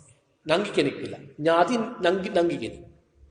එතකොට මේ ඥාති සොහොයුරිය මේ බුදුරජාණන් වහන්සේට සහෝදරයට බොහොම කැමති ආදරේ ස්නේහවන්තයි. එතකොට දැන් උන්වහන්සේ සම්මා සම්බුද්ධත්වයට පත් වෙලා ශාක්‍ය කුලේ ගෞතම කියන නමින් මෙයාට දවසක් හිතෙනවා දැන් මේ නැගණිය මේ ඥාති නැගණියක් නේ. අනේ මටත් කවදා හරි දවසක ශාක්‍ය මේ කුලෙම්ම ගෝත්‍රයෙන්ම ශාක්‍ය විදියට මේ ගෝතම කියන නාමයෙන්ම සම්මා සම්බුද්ධත්වයට පත් වෙන්නේ නැත්තම් කොච්චර දෙයක්ද කියලා කල්පනා කර කර මෙයා හිතී ඉන්නවා.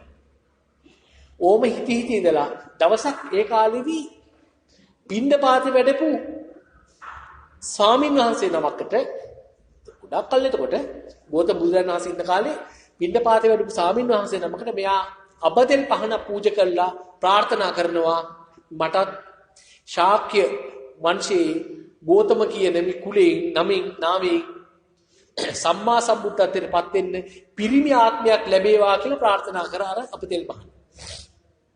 එදා ඉඳලා තමයි කල්ප ලක්ෂ අසංඛේය විස්ස. ඔහොම ගිහිල්ලා කල්ප ලක්ෂ අසංඛේය 16ක් ලැබුණා. අනියත විවරණ ඔබට සම්මා සම්බුද්ධත්වයට පත් වෙන්න පුළුවන් කියලා කියනවා මිසක නම ගම දින වකවාන කිව්වේ. දේශනා කරන්නේ බුදුරජාණන් වහන්සේ. ඔන්න අනියත විවරණ. හැබැයි කල්පලක්ෂ අසංඛේය 4කට කලින් දුන්නා සුමේධ තාපසයාණන් විදියට ඉන්නකොට දීපංකර බුදුරජාණන් වහන්සේ නියත විවරණ දෙනවා හරියට. මගෙන් පසුව අහවල් භද්‍ර කල්පේ ගෝතම නමින් සම්මා සම්බුද්ධත්වයට පත් වෙනවා. කවුද විවරණ දෙන්නේ නීති විවරණ? දීපංකර බුදුරජාණන් වහන්සේ. ඒ දීපංකර බුදුරජාණන් වහන්සේ වෙන කවුරුවත් නෙවෙයි. එදා අපතෙල් පහන පිළිගත්ත අර ශ්‍රාවකයන්න් වහන්සේ. කොහොමද සංසාර බැඳීම සම්බන්ධ? පැහැදිලිද? එතකොට බුදුරජාණන් වහන්සේ මෙච්චර දුක් විඳලා අනන්ත අප්‍රමාණ. ඉතින් මේ පින්නතුන් අහලා තියෙනවා නම් දුෂ්කර ක්‍රියා කළ කාලේ විදපු දුක් ආනන්ද හැමෝට කියලා තියෙනවා. ඒවා අහලා තියෙනවා නම් මේ පින්නතුන් මේ ධර්මයේ පිළිබඳව මීට වඩා උනන්දු වෙනවා. අනේ මුන්නහන්සේ සුමේධ තාපසයාණන් විදියට නියත විවරණ ලැබෙන්නේ නැහැ පින්නතුනි. සතර පද ගාතාවක් ඇසූ ගමන්ම මේ සසරින් නික්මෙන්න පුළුවන්. ඉච්ඡර පින් කරලා තියෙන කෙනෙකුට හම්බෙන්නේ. උන්වහන්සේ එදා ওই ප්‍රාර්ථනාව අතහැරලා දාලා නිවන් දැක්කනම් මේ එක දුක් අන්දරාවක් විඳින්න වෙන්නේ නැහැ. මේ සේරම දුක් විඳ කවුරු නිසාද?